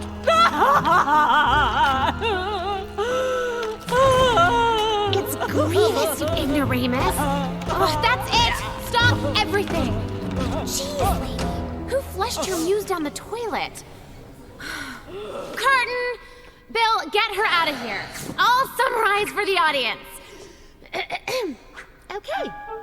So, basically, me and Kataro are Cedars! You must find Mother and Father Cedar at the center of the forest before... Shut up! Me and Kataro have to save the Moonwood's guardian deity. Whose roots stretch beneath the whole forest. Yes. Oh, line. If Rat convinces them to drink this nefarious elixir... Wait, okay. We're done. Next scene. Yes, Kataro, they love you. Now walk! We are doomed! The forest shall rot. The birds shall chirp their own obituaries. The cataclysm is upon us. One more.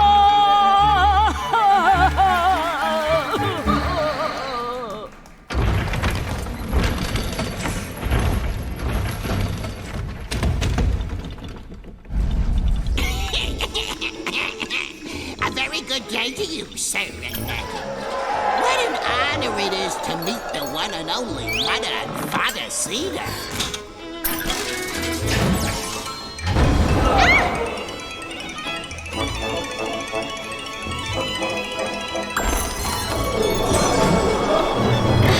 What was that?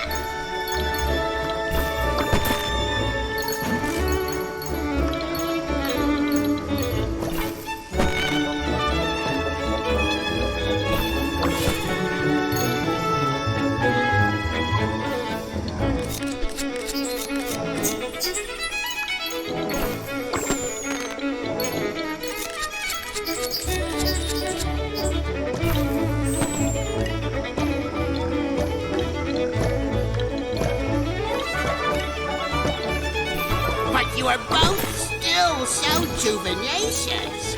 Surely you are having no need for such visits or interventions. Oh, listen to you.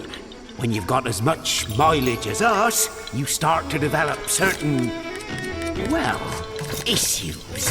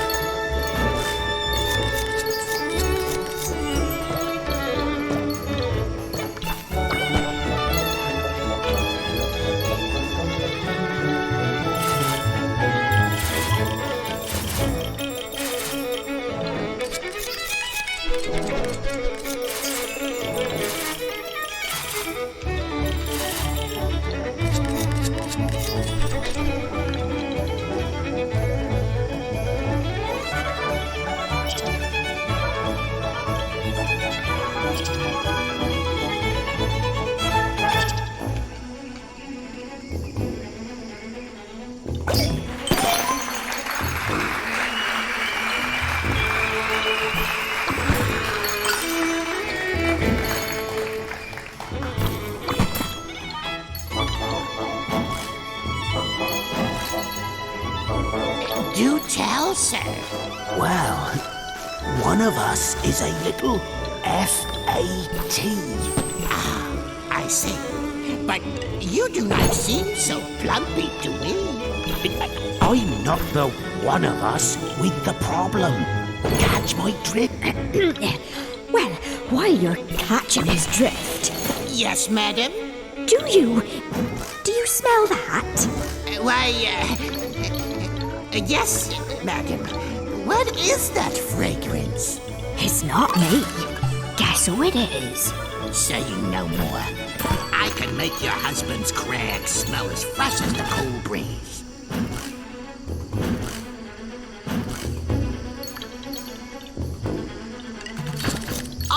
meeting is this.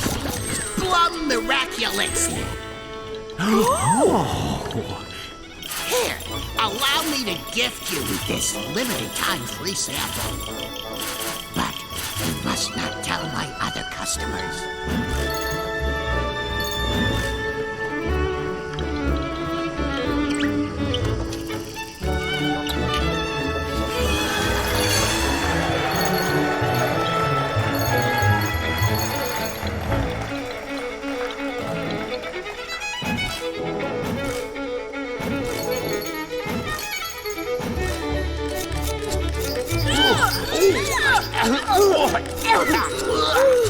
Somebody call 911! And now, the Moonwood is doomed!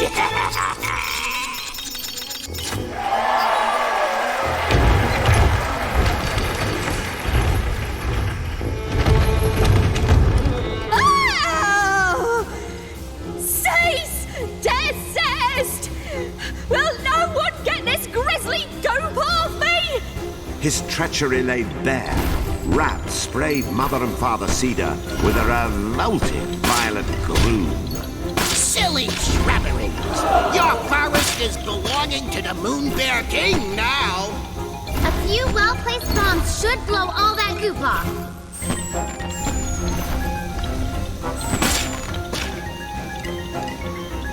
Ready to check out?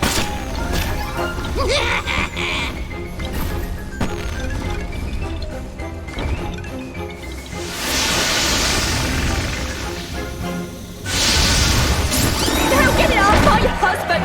Quickly!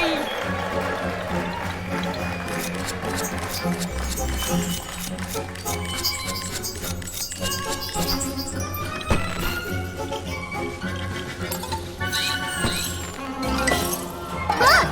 Cherry blossoms! On a cedar? That makes absolutely no sense.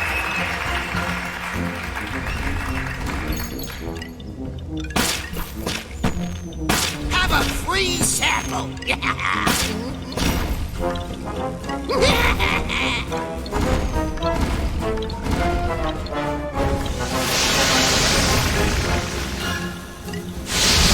Don't forget to do the misses, too! How daring of you!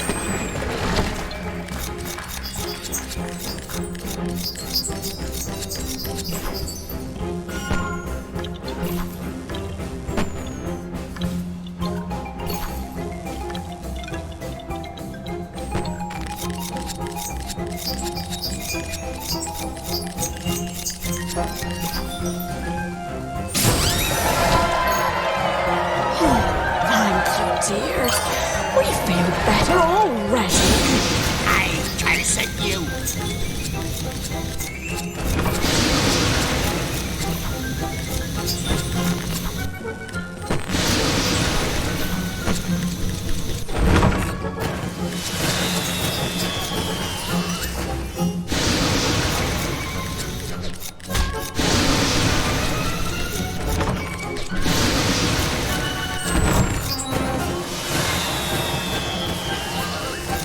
Now, Kataro!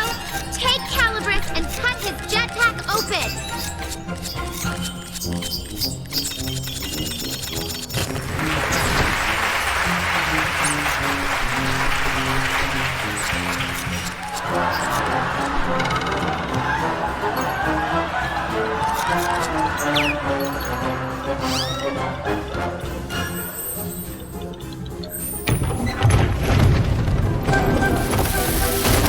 Wait, please! I beg of you to spare my life! Let this loser have it, Kataro. He's hurt enough people. I had no choice!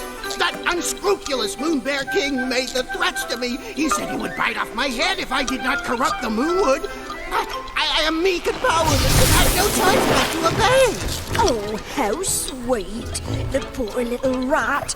We never even considered he might be a victim too. Rotten Moon Bear King. No respect for middle management. But That's just our opinion. You don't have to punish the creature on our behalf. Oh, what kindness! What mercy! Oh, I am touching deeply, truly. If you let me squeak by, I will give you whatever you ask. You need only name it. Well, how about that, the licksamacornet that's supposed to help with the missus's FAT problem? Yes, the elixir. We've tried everything to cure my husband's pit odor. Nothing works. Just take a whiff. Then have I got a surprise for you? Come on round! And welcome to the Rat Race Shopping Channel. Whoa, what is going on? Mother and Father Cedar, how would you like to be getting your hands on this plum miraculexir? Getting the stinky pits in old age? Never to worry. Well, perhaps. Too much junk in your trunk? Never to fear. Oh. With just one gulp of plum miraculexir, you can kiss the problems goodbye. Ever wonder how the Moon Bear King got so strong? It's plumb simple. Curious why the Moon Goddess was so beautiful? It's a plumb secret. Guaranteed by the Moony Mage administration or your money back. Oh. Oh, but it must cost a fortune. It does. But today is your lucky day. For a limited time, we're offering a 90-day free trial. It will not cost you a dime. Not one dime? But you had better act now. This offer ends as soon as our program is over. Grab that phone today.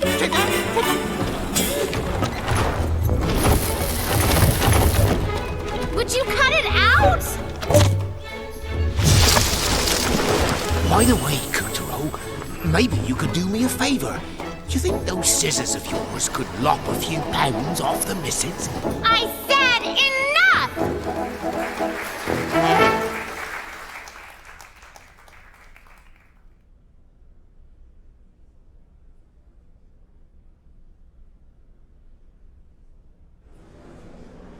With the help of Calibros, Kutaro defeated the menace and saved the souls of a lucky few.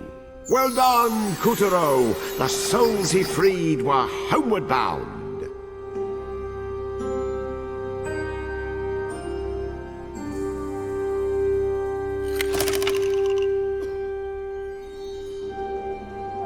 Rat's callous lies had brought the Moonwood to the brink of ruin. And while his defeat added another moonstone shard to Kutaro's pile, a new adversary had already slithered within striking distance. Now back to Kutaro's tale.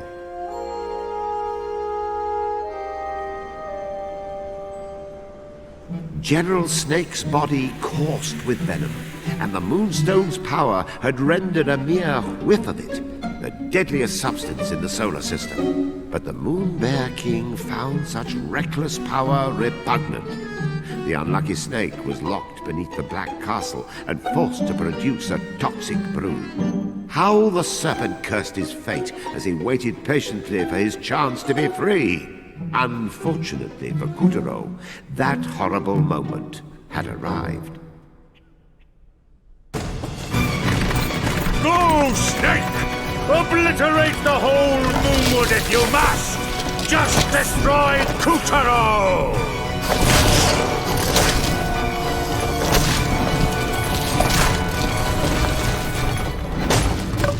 Slithering scourges the Moonwood!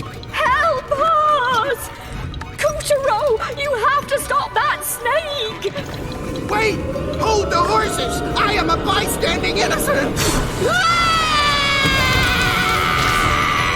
Taro! Come back! Look out!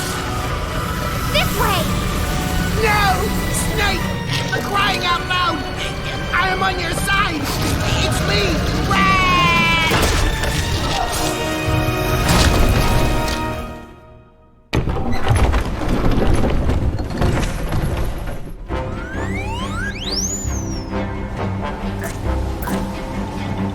After his narrow escape from the jaws of General Snake, Kutaro tumbled to a stop at the tip of the serpent's tail. Come on, Kutaro. Let's go rap on this reptile's head.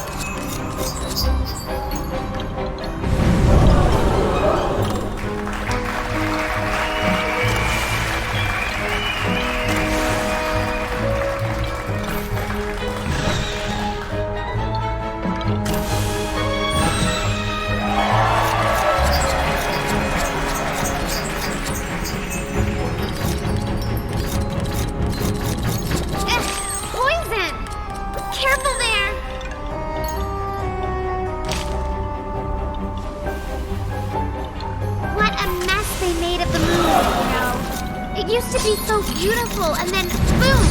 Just like that. Instant desert. Indeed. What caused this tragedy? Was it rapid and reckless industrialization? Lax forest management? Inadequate environmental laws? Perhaps we all need to take a long, hard look at... Hello? We already know Snake's toxin is responsible. What story are you telling?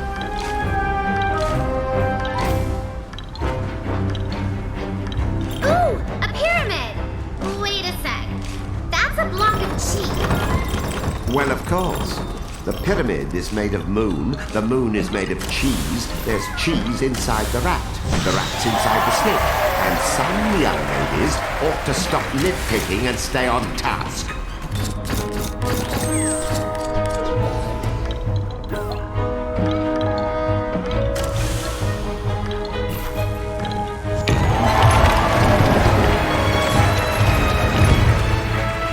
Kutaro dashed along the length of Snake's undulating body, skipping over spines, blowing off a scale or two, plowing past poison, cutting through clouds, and wasting a few waves of sand.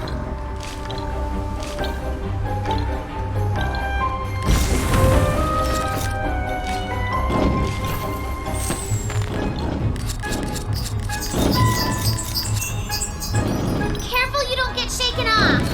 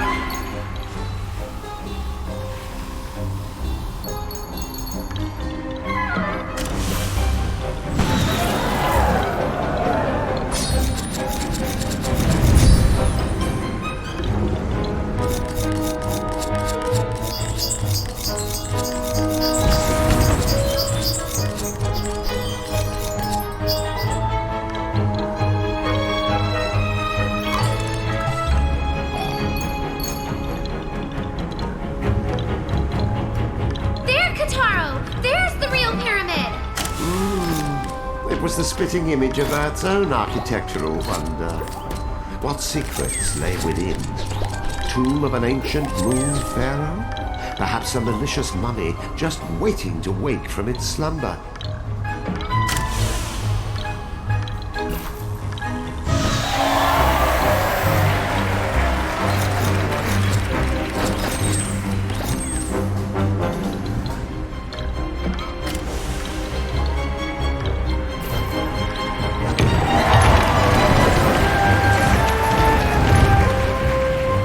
General Snake's toxin had already killed off a third of the moonwood, and would soon reach Mother and Father Cedar's haven at the heart of the forest. If the toxin reaches the cedars, it's all over. We've got to whack the snake now, before the whole moonwood dies. I could seriously do with some new scenery. Snake, clouds, desert, more snake. Ugh. Whoa!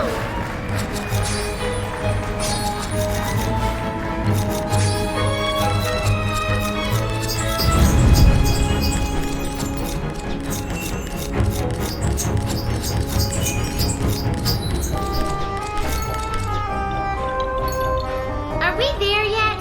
Are we even at his shoulders? Does he have shoulders? Anybody?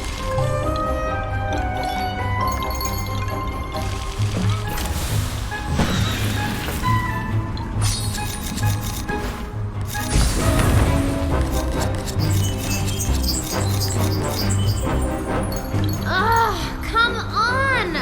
Where is the stupid snake's head? All of a sudden, the stupid snake's head came into sight. Ah! We're done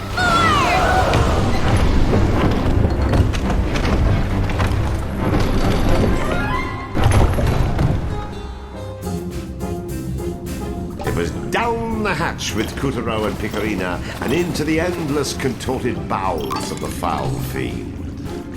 Well, we're alive. But look at all this toxin. One wrong step and Help! I cannot swim! Please! I know my jigging is up! I repent! Please save me! You had this coming. Look at what you did to those poor folks in the Moonwood. I know! I'm full of the remorsals. Just tell me what you want. I will do anything. Good. Kotaro, jump on his back. The rodents are ticking out of here. Ow! Oh, get off! You're too heavy!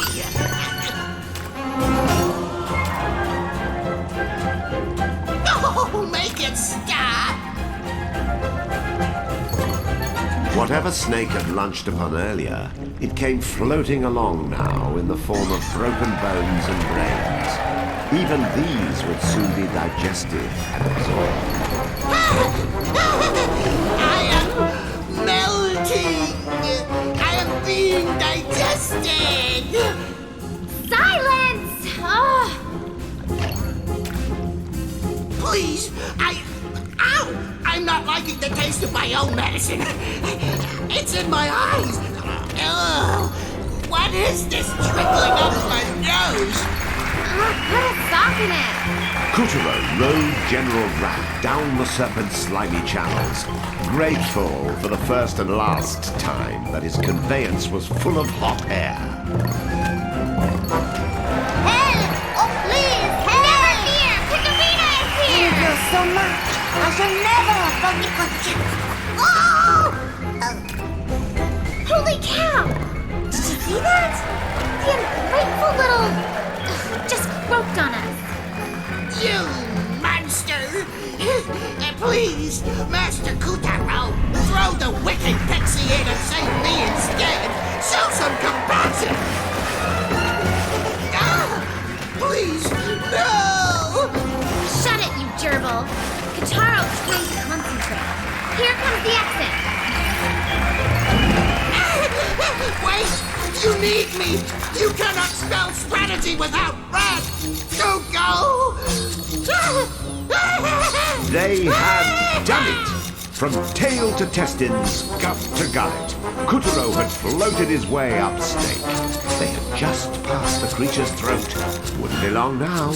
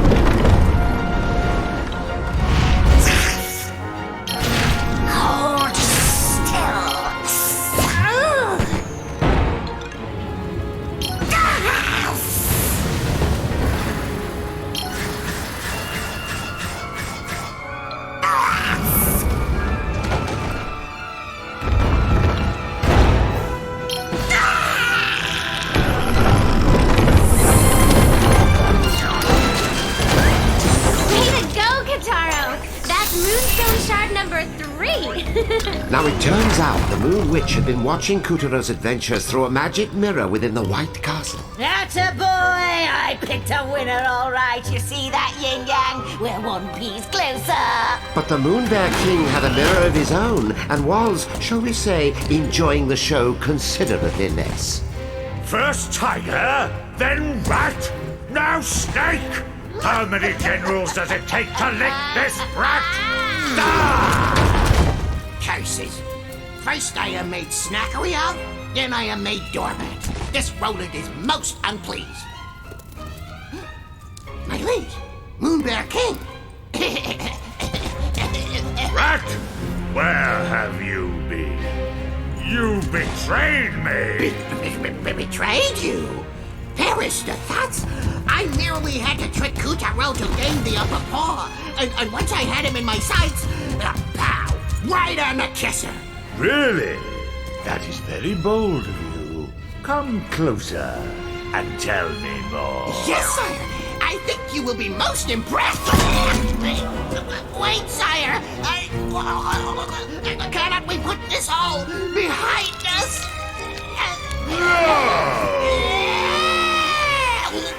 Well, you can't lie your way out of everything.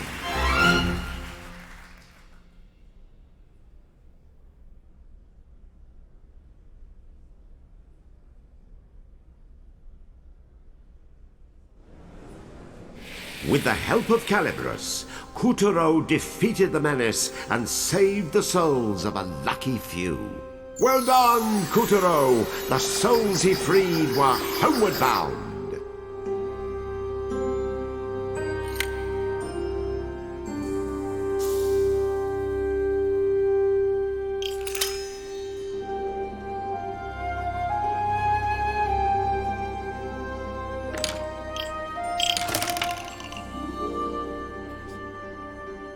Kutaro emerged victorious from the belly of Snake, whose attempts to blight the Moonwood had ended in a nasty case of indigestion. Our hero was ready for more Moonstone shards, and Act 3 seems as good a place to find them as any. Let us continue our adventure.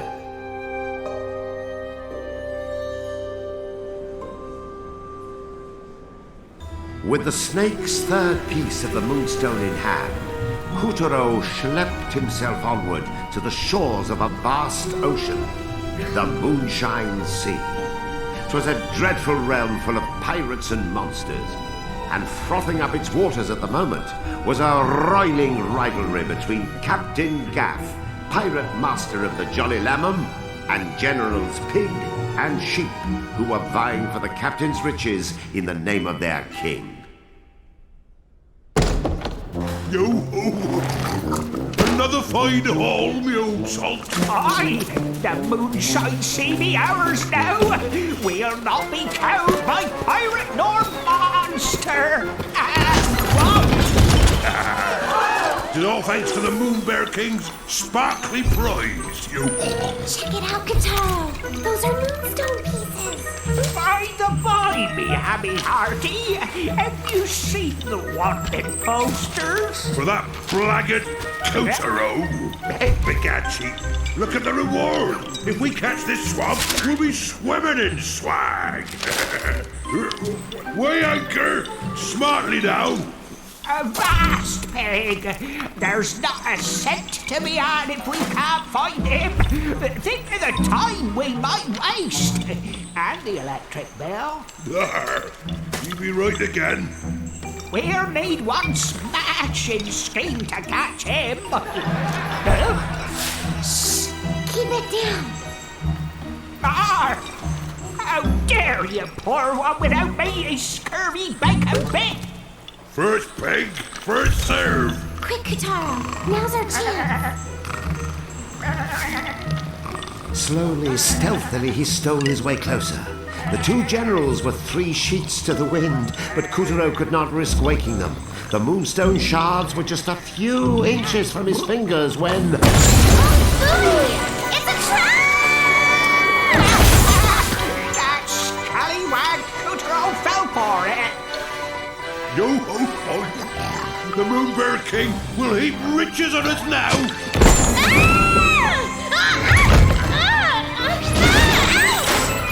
Ew! What is this smell hole?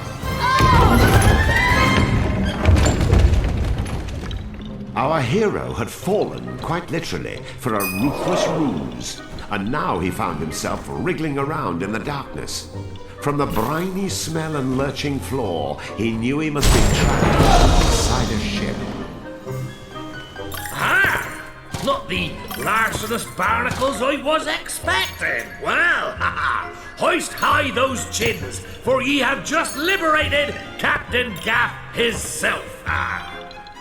Kuturo spied a hook, that of the dread moon pirate, one of the goddess's 4 champions. What neat a sorcerous trick of the Moon Bear King. Only Calabrus can cut through, lass.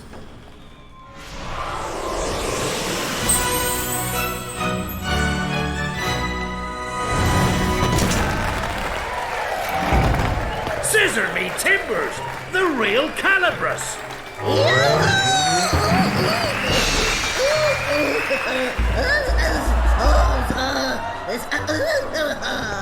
Well, look who's obtained the pirate's powers. Let's use them to commandeer this ship. Lunar Dribble Swing! There. See the golden hook on the left of the helm? Use your hook claw to grab it! Once you've snagged your target, keep yanking up too hard! Too hard!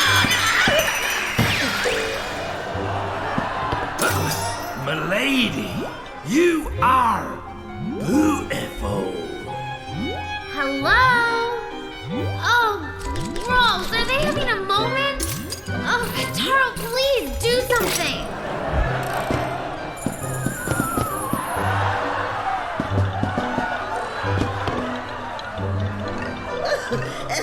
Well, as you can see, you can move anything that's got a hook. Try snagging this wretch. A good yank will dizzy your foes long enough to finish the job.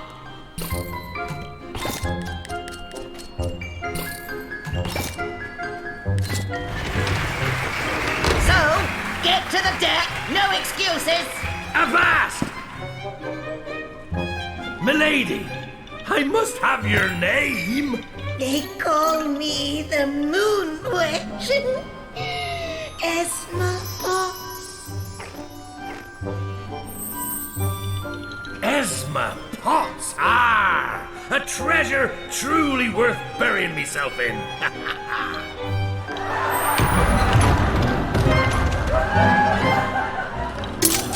Look at all these coins!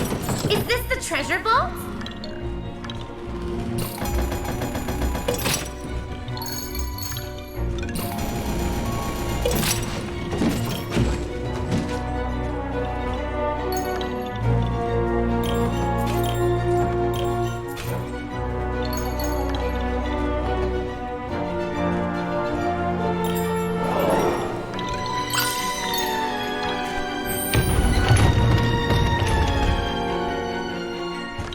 In the next room, they found another ocean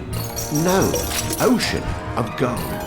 But to Kuturo, these riches were just another obstacle to surmount.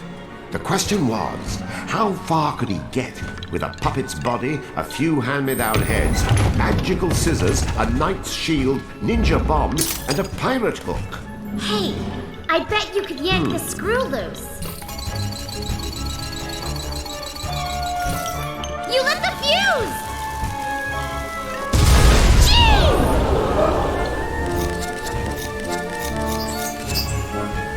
We must be right under the main deck.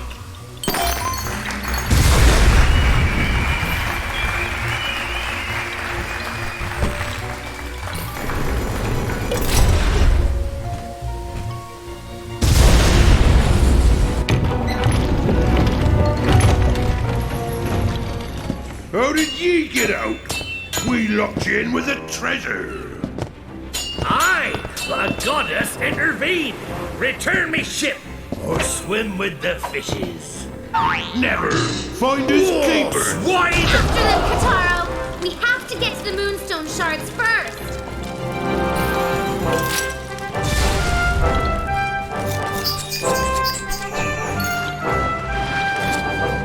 A shark!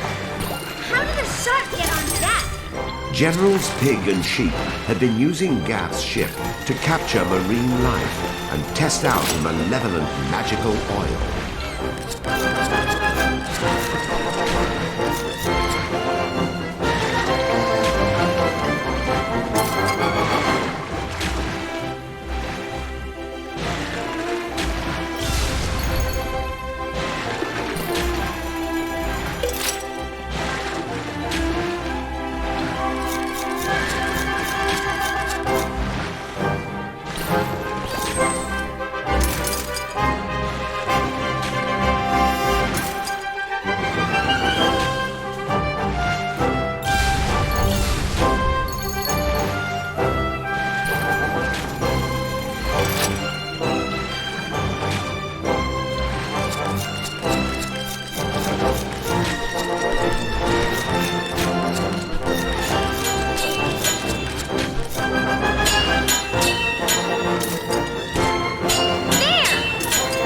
was just the captain against the dastardly Hog. Mano a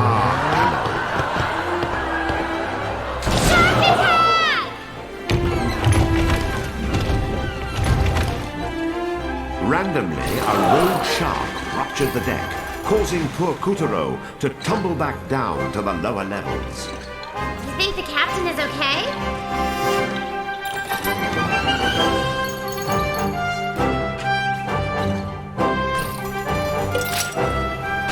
Below deck, more sea creatures were being held captive and subjected to unspeakable experimentation.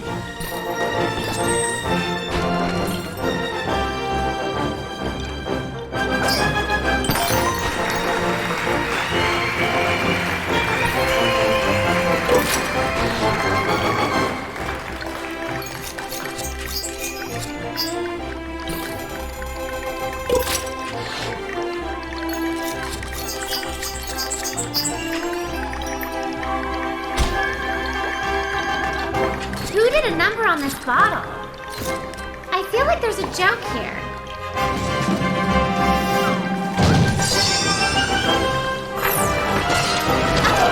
Oh, I got one. You saved my bottle shape. Get it? No?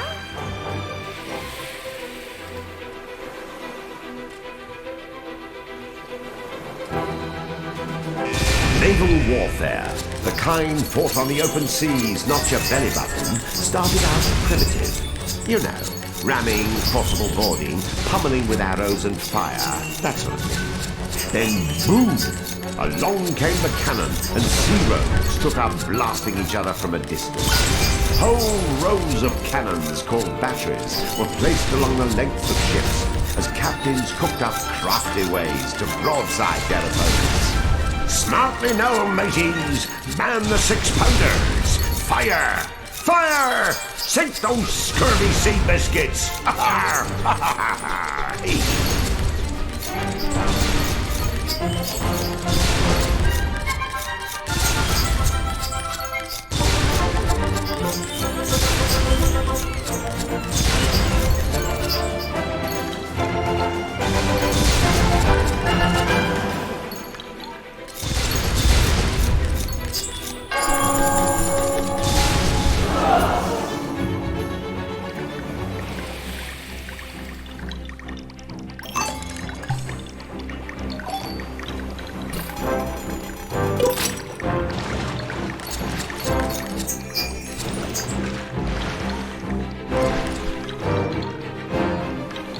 Here we part ways, sheep. Only buxom beauties be worthy of the captain's embrace.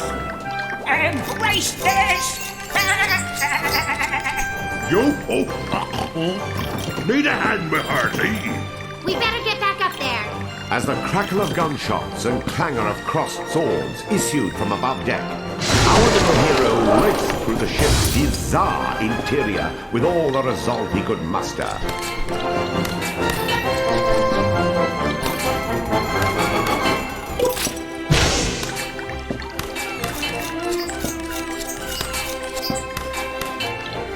Keep firing, you powder-wetting milkmaid! Fritter that away, limp loins!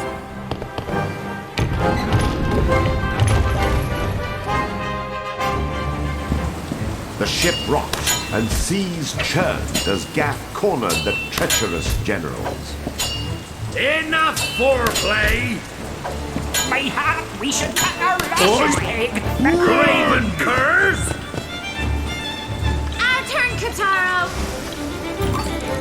Wave after wave, the violent sea unloaded its fury upon the Jolly Lamb. Surf's up! Surf's up! Surf's up! Surf's up! Surf's up! Surf's up! Surf's up! Surf's up! Whoa! Check out this huge fish! Is that a tuna? Man, now I'm jonesing for some sushi. Give me a double order and I am set.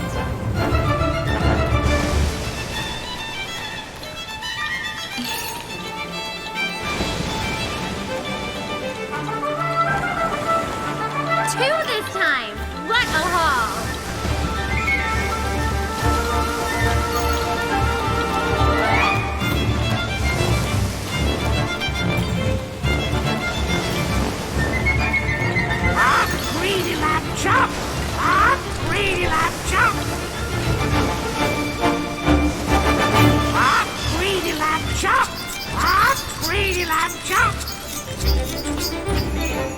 You know, one oft-overlooked fact about the Moonshine Sea is that it contains vast quantities of pepper along with the salt. No, it's true. Part salinity, part gesundheitlich.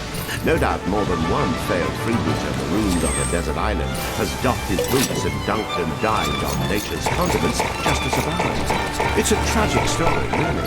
One that should be told more often. All right, that's enough science.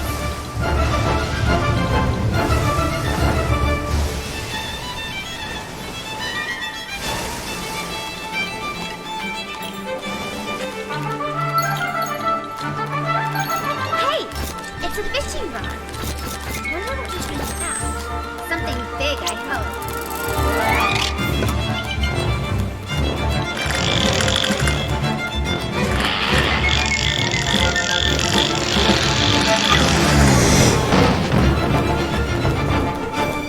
A shark?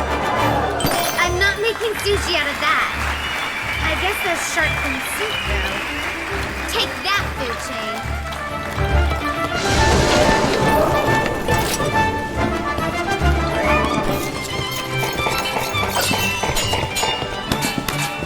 Hey, no fair! Double teaming! Yeah! Let's send this fluffy tightwad to dig time to roast this greedy piggy! Blimey! Here, lad. Ye earned it. Come on, matey! Let's go!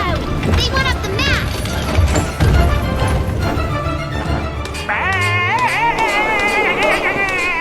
Prepare to die, Captain Goof! Ha! Suck on some seawater, you milk feeder! What? Huh? Yeah! Try me for toys! Oh!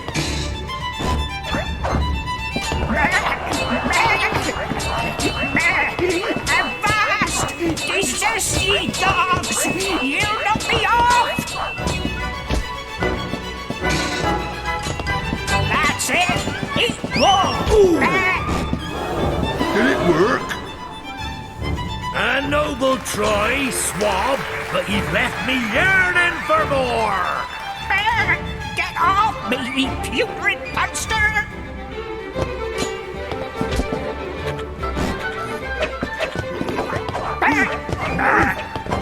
It's stuck!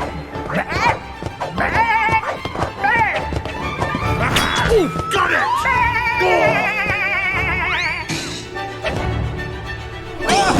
Shark! Stay away! There'll be no profit in chasing us! Ah, but I mean to sink your booty! Begad, there seem to be no heights to which this mad melee would not climb. This is so getting out of hand. Oh well, we have to get those moonstone sharks. So let's buckle up and buckle down.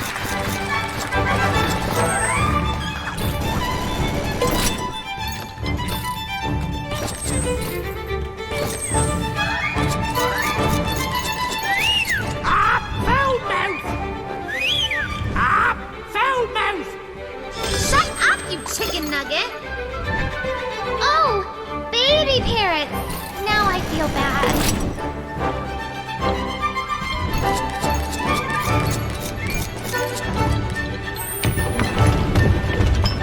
Kutaro clambered up the creaky, clamorous mast as the wind batterfanged back.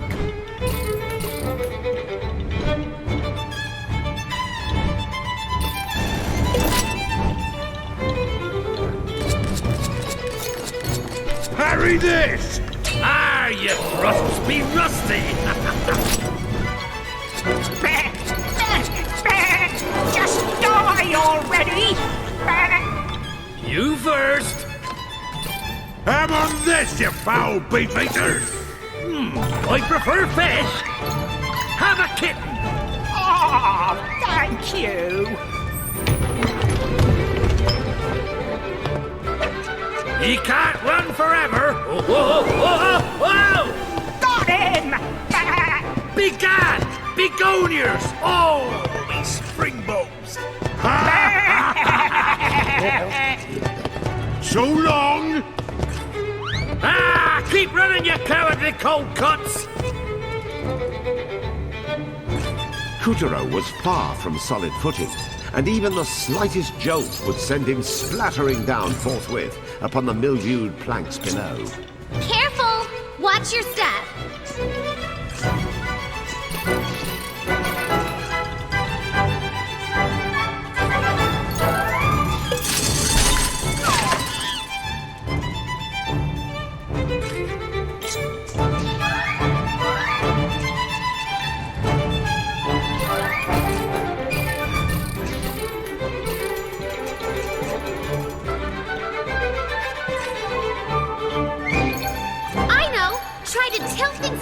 Then jump! Kuturo had to get an angle on the situation as he leapt his way from platform to platform.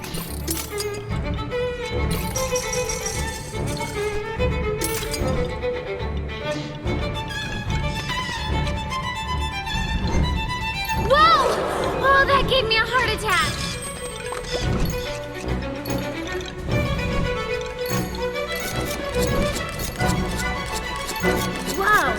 Check out the bling on that mask. Wonder if it's fake.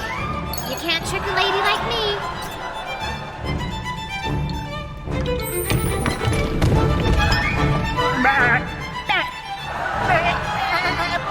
Pig! Unkeg me! You're not having a barrel of laughs? Puns aside, Captain Gaff had had a field day with sheep. Enough swords had been run through the keg to make a pincushion blush.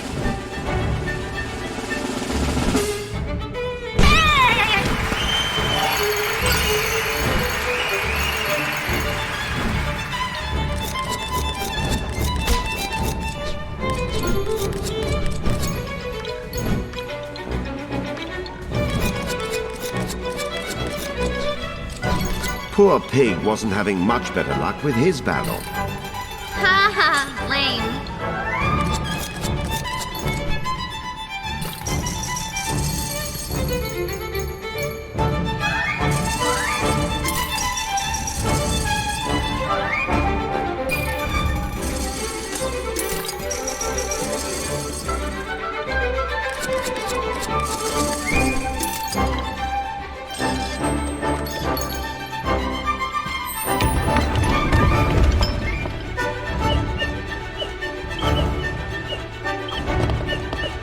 Ready to surrender?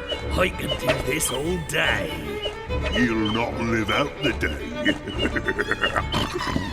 What? We called for a little help. Ready? Aim! Fire! I didn't say fire! Get back here! Trouble had materialized on the horizon and was making Swiss cheese out of the Johnny Lammum's sails. Holy holes! We could be next! At this rate, the sails would soon be more air than canvas. Hard to starboard! Rack the oars! Aye, steady as she goes. Wait a moment. Do you even know what starboard means? What? I just wanted to say it. The cannon sails were certainly taking the wind out of their balls. I mean, the winding balls were taking the sails out of their wind. Oh, whatever. Flying cinders meet flammable sail. Kuturo was caught in a combustible death sandwich. Come on! Hurry! As the sails burned down, they sent hot air spiraling up, which added even more oomph to the fire. Kataro, you have to keep moving!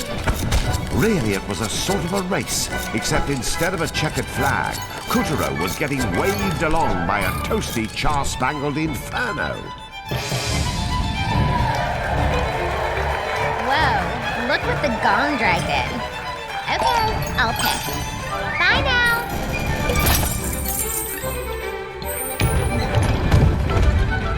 Now, you scurvy chickens, be out of runway.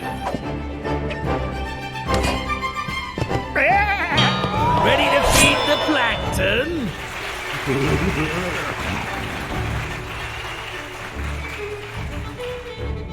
No! Pig! Ah! Pig! Stay with me! You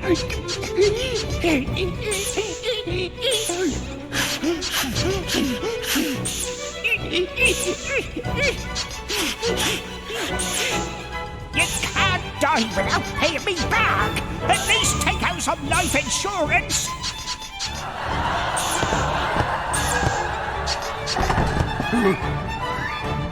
Boots off me treasure, ye dog! You can settle your accounts in the next world!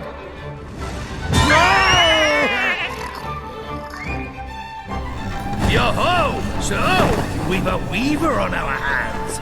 Cootero, me lad, I'll let you have the honor. You mean the hassle?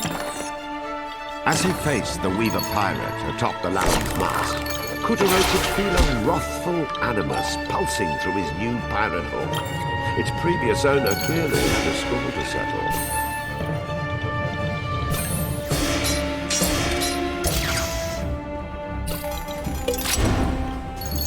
Don't you roll your eye at me! Come on, after him!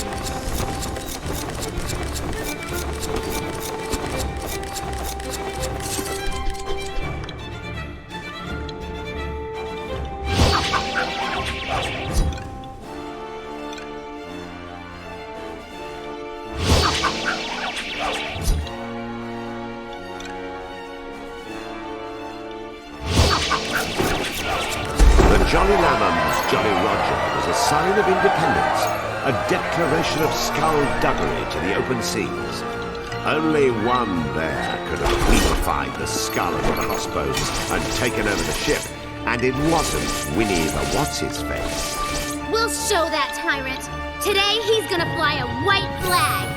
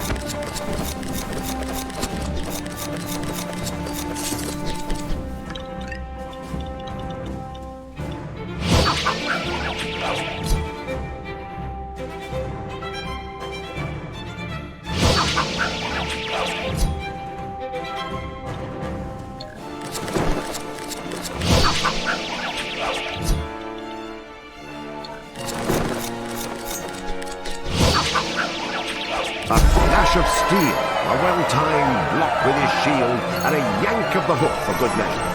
Bit by bit, Cootero was running the weaver ragged. Someone, somewhere along the line, had replaced our scared little boy with a fine young hero.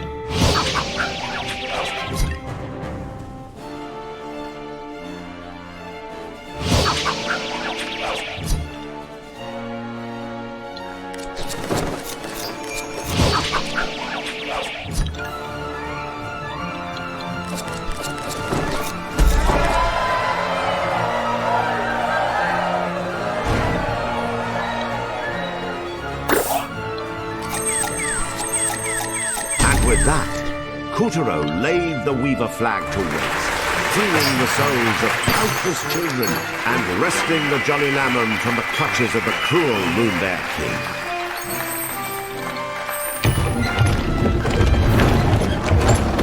End of the line, you bilge-sucking livestock! I'll see you to Davy Jones! But first, I'll have back me treasure, along with me ship. Zoinks! We'll never give it back! Not even a piece of eight! Gold and silver be a heavy burden when you're sinking. Captain Gaff's sword darted like lightning as he swashed pigs' buckles and fleeced sheep's finality. Avast! Me treasure! That's money, you raving lunatic! Could we please avast forward to the part where you cough up your moonstone shards? Never! We'd sooner be shark bait! Ahoy! Moby! What the? Shiver me timbers!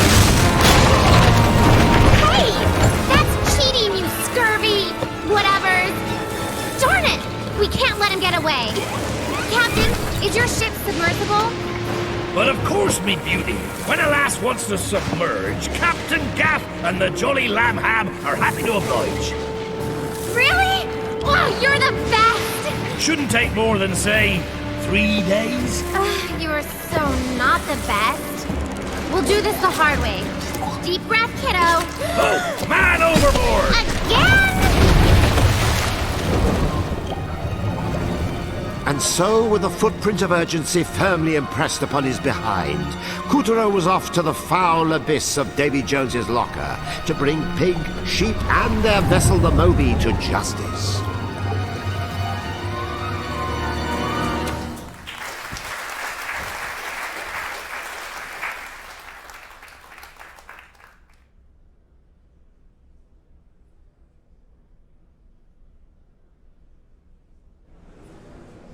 With the help of Calibros, Couturier defeated the menace and saved the souls of a lucky few. Well done, Couturier! The souls he freed were homeward bound.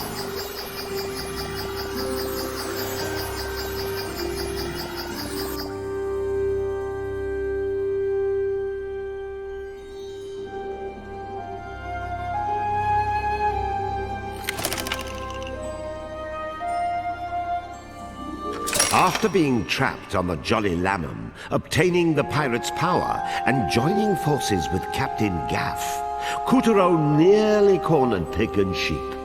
The epic chase continues as Couturier dives to the bottom of the sea. And so the story continues.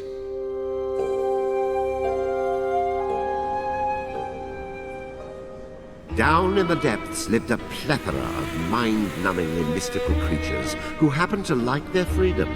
So, as you might imagine, they and the god of the sea didn't exactly crack open the champagne when the Moon Bear King took over. Well, the tyrant knew a pack of unruly sea monsters could be trouble, so he ordered Generals Pig and Sheep to pollute the moonshine sea with magic oil. It transformed the sea god's servants into dastardly, greedy creatures that devoured everything in their path. As our brave little heroes dove deeper, they found themselves in a world of darkness, where the water ran black and sunlight was a distant memory. What is up with this ocean? I'd say I've never seen anything so gross. If I could actually see. In time, the two arrived at an ancient and secret palace at the bottom of the sea. Within it dwelled a gargantuan god whose strength had been all but sapped by the tyrant's oil.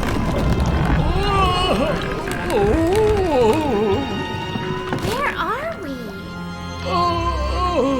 Are you okay? Seriously, what is up? Water's up in the underwater palace. Supposed to be the sea god's son and free from greed and malice. Where the water's clean enough to see into the stratosphere. We're glad you are here. What the heck was that? So, this big guy is the god of the sea. I thought gods created natural disasters, not like war them.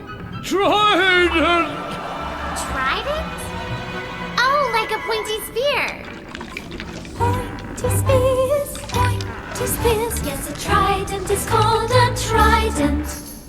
Triple wound and extra long, sequels pride and joy.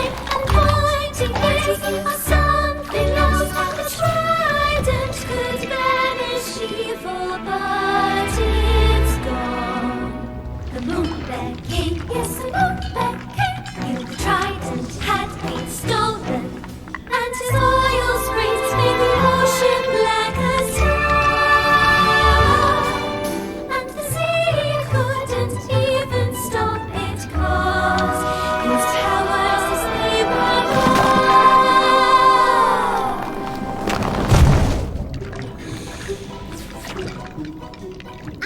So hang on a sec. Who stole the trident? Must have been that pig and the sheep, right? The Kraken!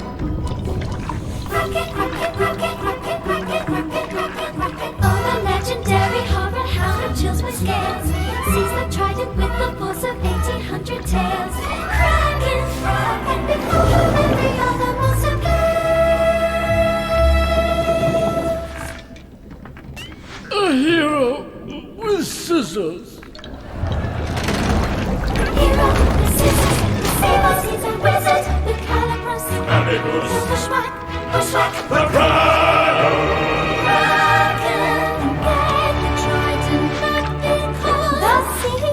Need your help, great hero, and your pixie friend. Pretty please, we're on our knees, okay, we don't have legs. We're on the job, after all you guys are wrong. And anyway, he's a hero, not a zero. Rate that rhyme, so ready, play. And by the way, I'm not a pixie, I'm the daughter of the sun. We fight as one for truth and justice, all the moon bears jerks. That's great, you big mouth, now get to work. See if I join your musical number again. Kutaro, he is the hero of the moon. On his way to send the Kraken to his doom. But will he win? To say it's much too soon.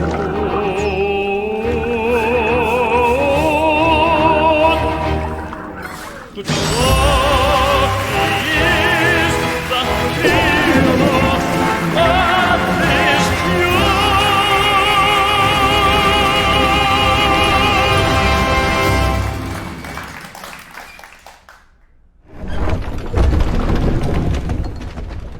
Oh, my poor delicious subject. I fear there is no hope. He seems pretty depressed, huh? Hey, Squid Dudes! Are you gonna take us to where the Kraken is? You are? Well, of course you are. You must save my ocean! My scrumptious Ica and Uni! My Kuna and Abby! And especially my Tora! Oh, and don't forget the Anago and Hotati! And all the other edible white fishes and other fishes. He sure knows his sushi menu. That's my kind of god. I think the squid on point is showing us the way. Attaboy! Give that squid a cookie!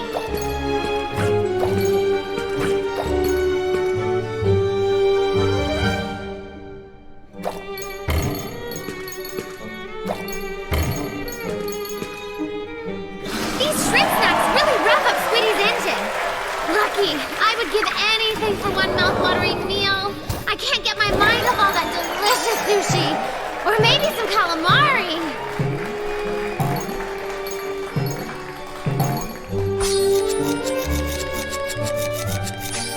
Kutaro was on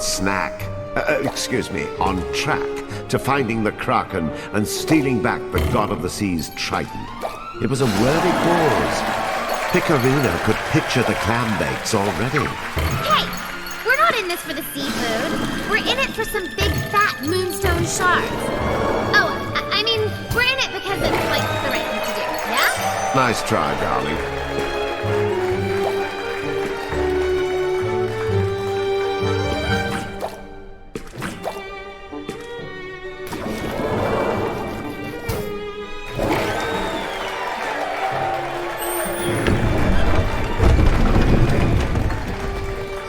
The god of the sea's squid carried Kuturo even deeper into the Kraken's briny lair.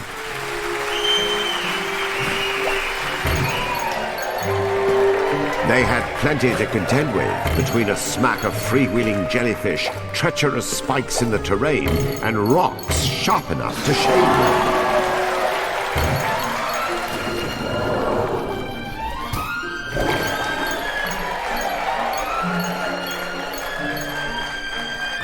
As he went deeper into the trench, Kuturo noticed the marine life was getting just a little bit more freaky. Just then, a ferocious fish with a built-in headlight and a nasty set of gnashers decided to crash Kuturo's cruise. It's an anglerfish! Kuturo was in hot water of his own. One after another, he was beset by murderous deep-sea menaces.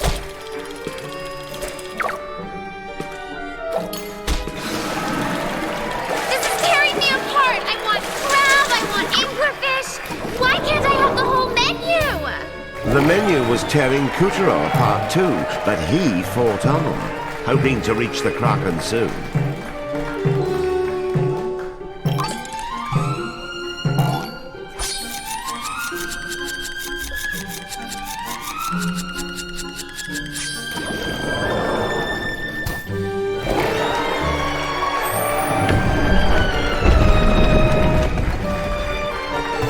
At long last, Kuturo reached the ocean's darkest depths. With sunlight out of the picture and oily goop mucking up the water, the whole place... Giant anglerfish incoming! The oil slick had worked its tricks and morphed this fishy fiend into an impossible size.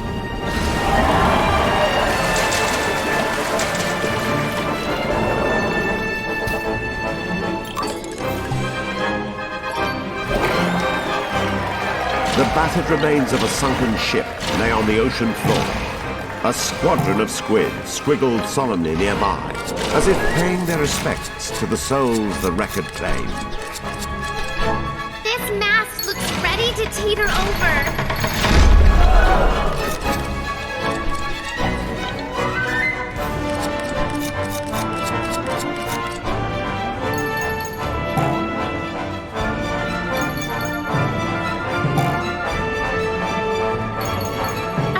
Baby jellyfish? Oh, they're so cute!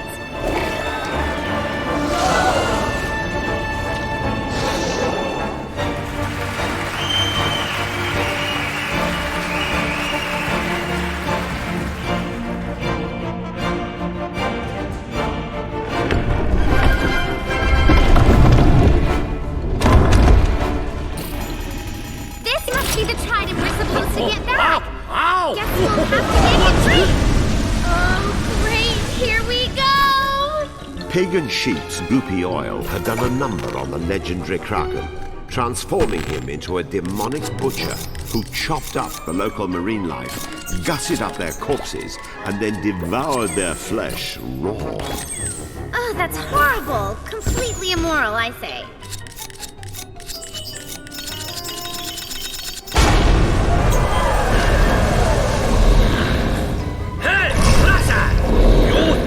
Carving it up!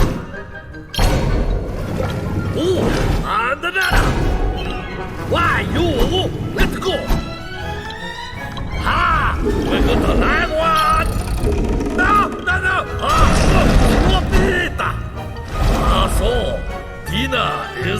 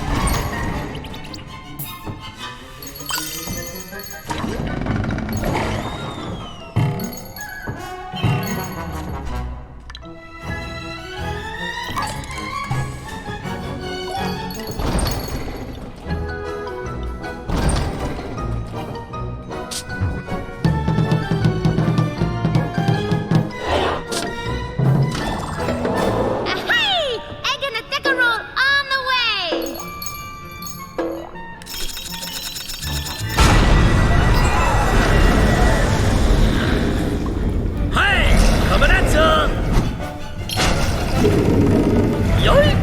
Ho-ho! A little squeeze! Oh, slippery little eel! And aye! Ow! Ah! Feisty one, eh? Ah! Ah! Just one more leg. Let's finish him. Hi! 3 daily catches! Extra spikes! Oh, look out! Dodge that sushi!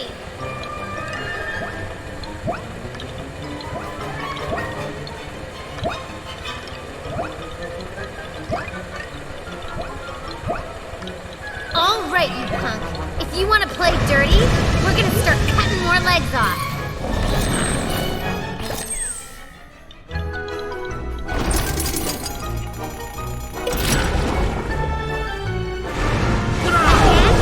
This is not how you get clientele.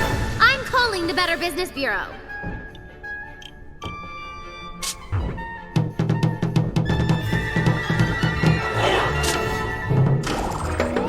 Ooh, worship roll. Is that sea urchin? Delish.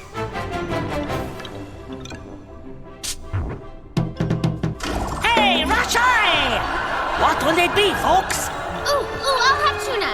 Extra fatty. Tuna, eh? Might I recommend octopus? No, you may not. I'm placing the order here, Buster, and I want tuna. Don't tell me what to eat. The customer is always right. I demand service. Then go eat a hamburger, you Philistine! Ordering sushi is a choreographed ritual, and you clearly can't dance. Now, get out!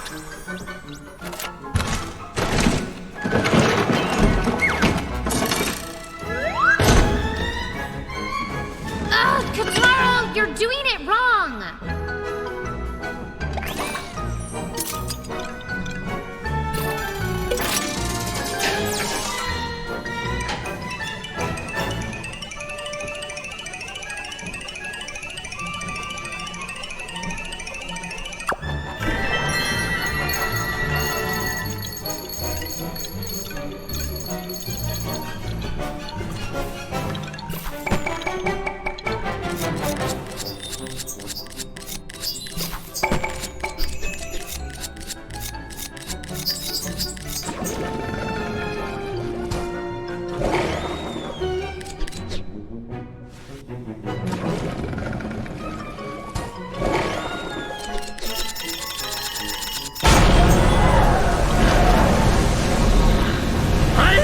Ready to go! Ooh! Oh! Jack, please! No! Stop this! Ah!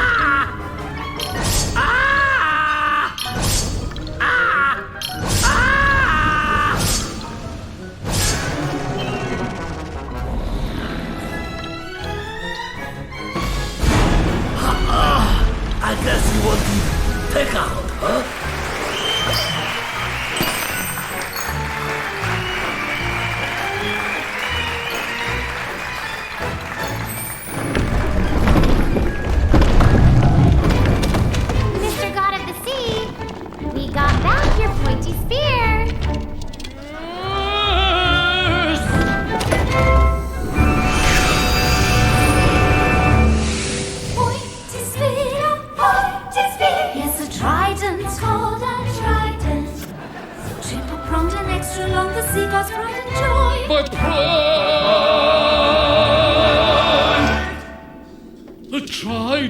It will make the ocean blue again, and coral pink, and seaweed green, and every starfish orange. What rhymes with orange? Tried, it rhymes with orange. It rhymes with everything. It rhymes with everything. Each stands in awe before the seagulls fly. And the hero of the sailors in fire.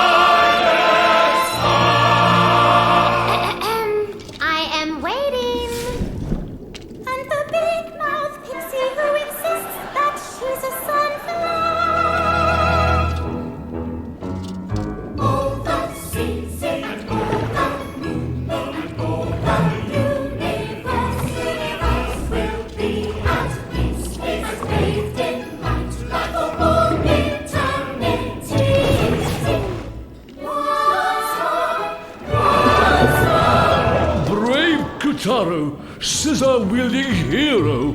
Thanks to you, the Moonshine Sea has regained its former splendor. You have my deepest gratitude. Shut up, Kutaro! I would like to present you with a parting gift. I have filled Calabrus with a new power. One I am certain will make your journey easier. The god of the sea placed some of the Trident's power in Calabrus because he believed Kutaro could hew out a better future. But would he part the stormy seas of destiny, or invite new storms of his own?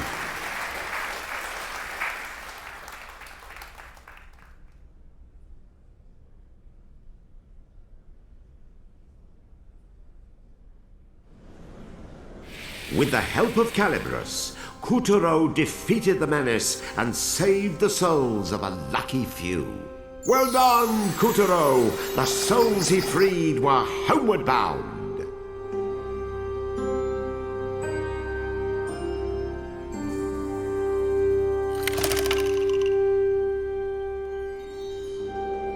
Kutaro had proven slicker than the Kraken, winning back the Trident and helping the god of the sea unpollute the water. Next on his hit list were pig and sheep who would hold up in Crabclaw Cove. Now back to Kutaro's tale.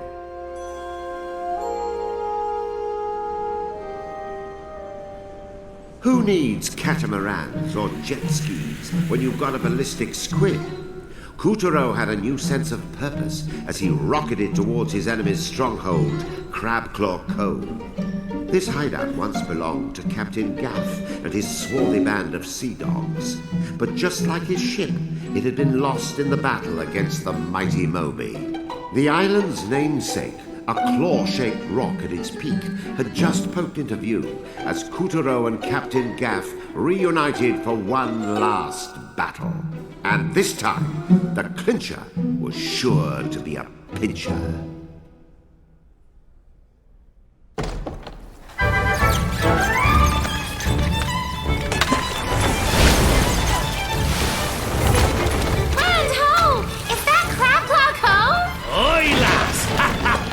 Me beloved hideaway, and how I missed her. Feast your deadlights on those smooth sands, those supple curves, those clammy crevasses. Look smart, me buckos! We're going in! Fine work, Kutaro! But when it comes to impromptu boardings, I prefer a buxom wench. All right, fishy, let's see you outswim the jolly lamb ham. Fire the long tongs! Trying to slip away, hey? Hold the depth charges! If you want to sink that badly, Captain Gaff will gladly oblige. Release the charges! Yeah. Zoinks! Son of a biscuit eater! We're taking fire! Is Captain Airhead trying to blow us up too? Oh, get up, Kutaro! We're about to sleep with the fishes! Kutaro!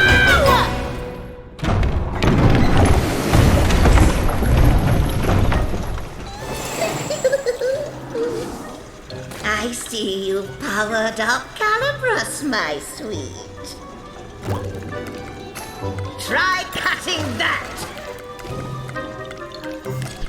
Stop! See how Calabrus changed color? Make another cut straight after to fly farther and faster than before. It's all in the timing. Snip, snip. Got it? Then see if you can reach me over here.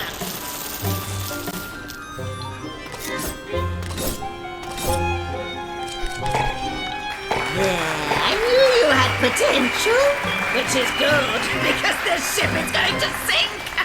You'd better find a way out. Meanwhile, I'll be catching some sun. Ta-ta!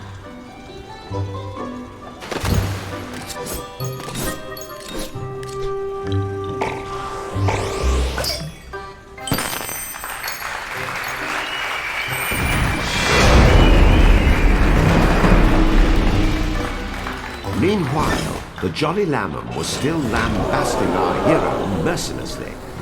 A dead end! But I bet we could slice through that sticky stuff.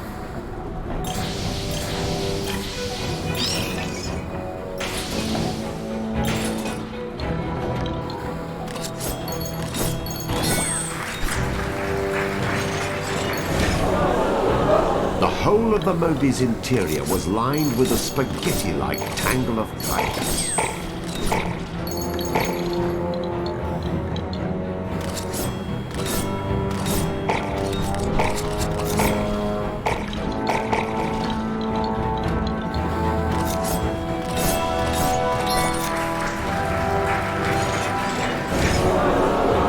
Looks like you need to cut in a circle.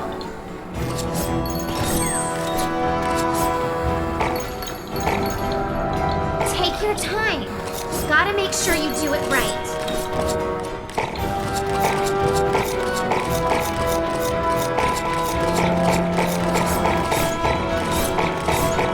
Nice work. Perfect. A sub within a sub? How does that work?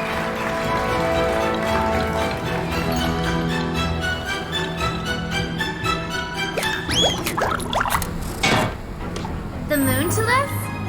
Hey! Where you going? Let me guess. The bonus stage.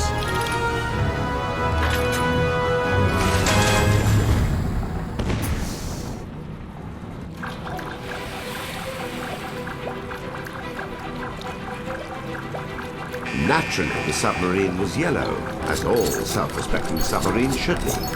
It was like a buttery yellow sunset, as the age of turmoil melted away to reveal a far-out, trippy era of peace, where your grandmother darned your socks and you could knock on your neighbor's door without carrying a pepper spray. What the heck are you talking about?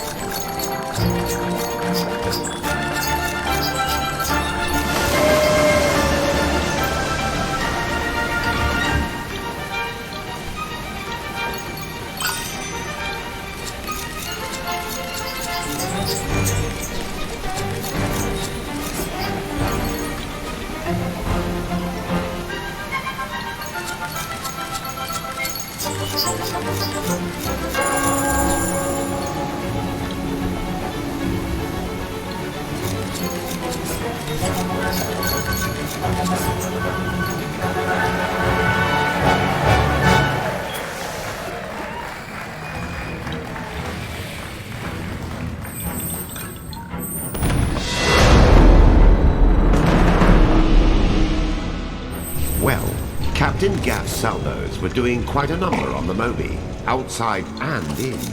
Does that nutball even care if we're in here?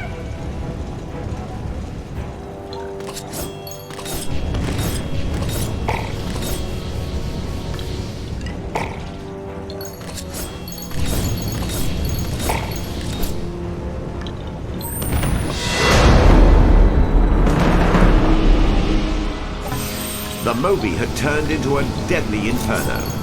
The engine was ready to blow at any moment, and if that didn't get Kutaro, the seawater flooding in certainly would.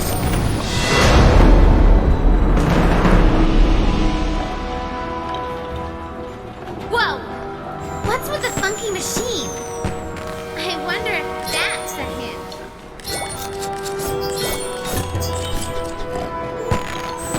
Engine pressure rising. Begin manual ventilation. It's no use. Getting up. Yeah.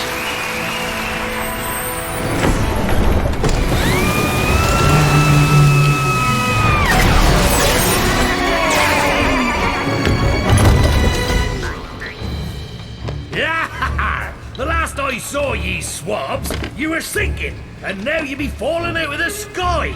I marvel at your spontaneity. I'll marvel you, tricorn jerk.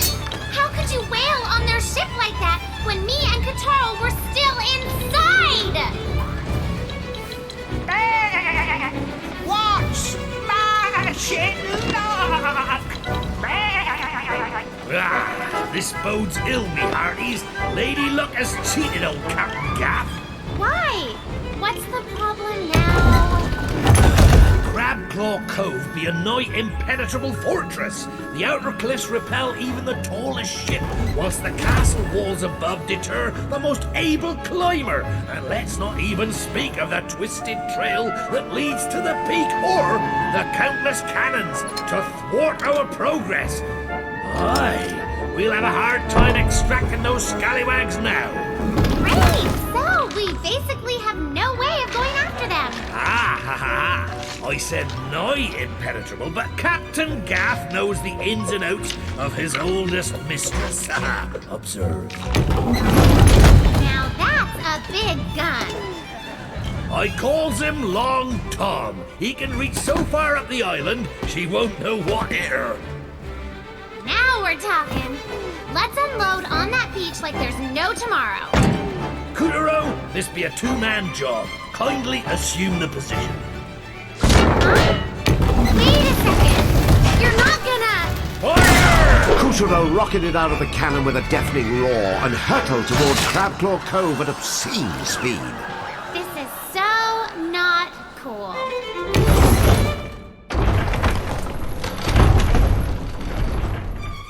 Ah, Crabclaw Cove. The Crabs! Crabby wabbies! The claw-shaped island was once home to a fearful band of... Aren't you the cutest little crabby wabbies? A fearful band of crabby wabbies and... Oh, would you stop so confusing that's me? what's up. A fearful band of pirates in the service of Captain Gaff. That was until Generals Pig and Sheep moved in.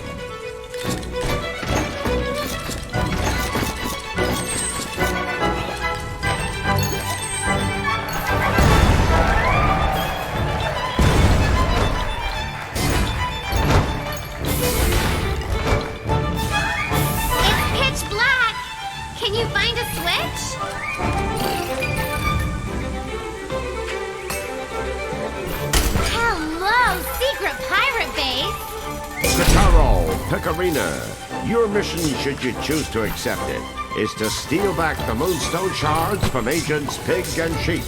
This message will self-destruct in... Ow! Heart! Huh. Smooth.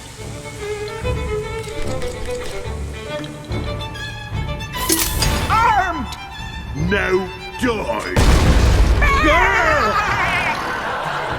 What on the moon? Hey!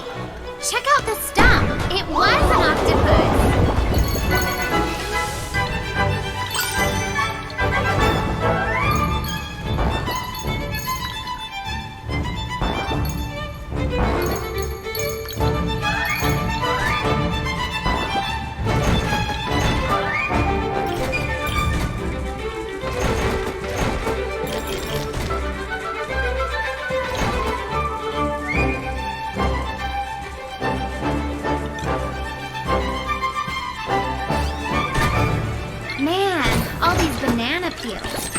Can't Pig and Sheep pick up after they eat? Little did she know the banana peels were a trap. Oh my gosh, do you think? Good thing you warned us.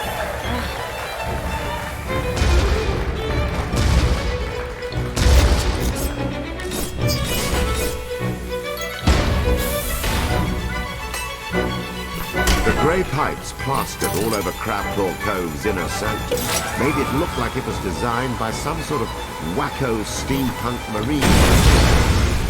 Welcome to Hotel World Domination. I guess this is where Pig and Sheep built their subs. How did those klutzes do it? They didn't. You see, the Moonbear King had another general, one slightly more adroit when it came to matters of a technological nature. Heads up! Watch it! Whoa! Hey there, Spiky. Didn't we see your pals back on the pirate ship?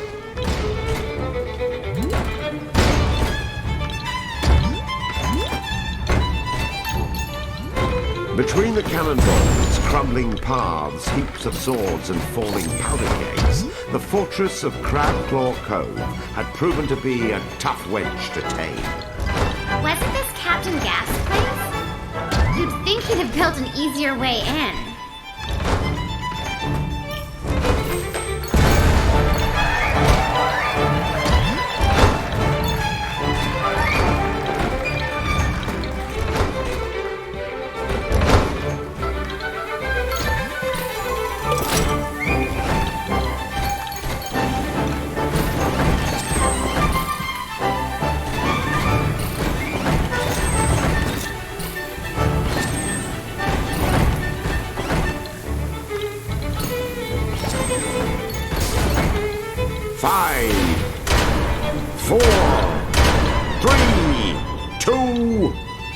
1. Robo-Crab or go! Hey, wait up!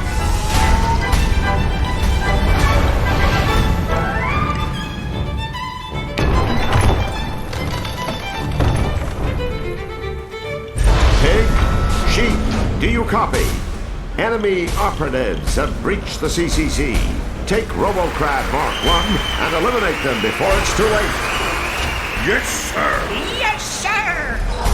Wait, since when are they the good guys? Sorry, I sort of nerd out around robots.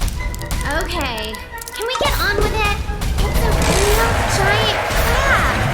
The lord of this island. Eager to protect his turf, the real giant crab punches the Robo-Crab from behind. Damn it, Robo-Crab! Engage flight mode before it's too late. Roger! Engaging the Robo-Crab flight mode! You don't play fair! Oh, that is so unfair. Fear not, Robo-Crab. You can still stop him with a tractor beam. Roger! Activating tractor beam! We've got you now! Oh no! They're beaming you up!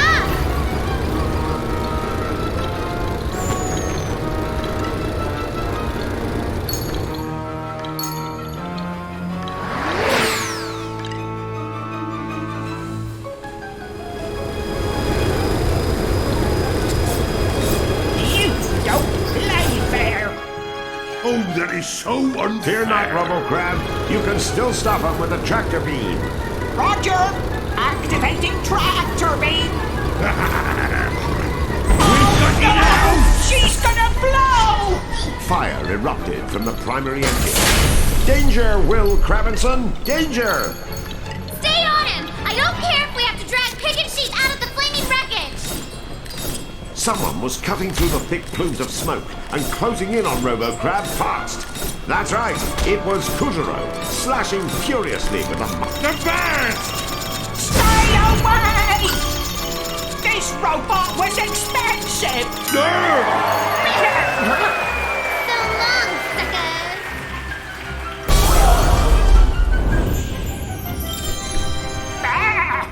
How dare ye sunder me precious Now's my robot! chance to one-up that squiffy and claim the reward for myself. I'll tear ye limb from limb. How did ye block that, ye swab?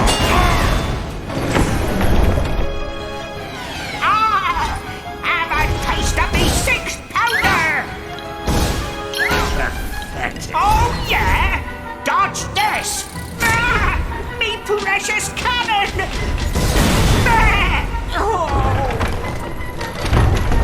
Ahoy! Isn't that... The self-destruct button! Avast!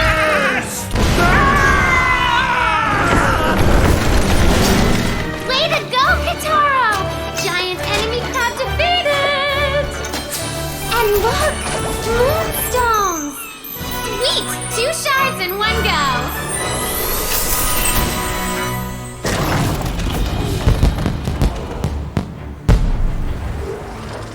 Oh, what lovely fireworks!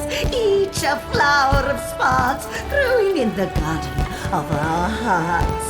Don't you think, Captain? Ah, but who has time for flowers in the sky? When the flowers below be of such varicose beauty. 'Tis you that I wish to pluck tonight, my amour. And thus ends our tale of how the fetching moon witch and brave Captain Gaff found true love and lived happily ever after. The end. How dare you write an ending without me? This is my story. Curse you all. I'll teach you to make a fool of me. All of you. Especially you, Kuturo. I'll string you up if it's the last thing I do. It seems the Moon Bear King wasn't quite ready to live happily ever after. No, he still had lots of unhappiness to go round.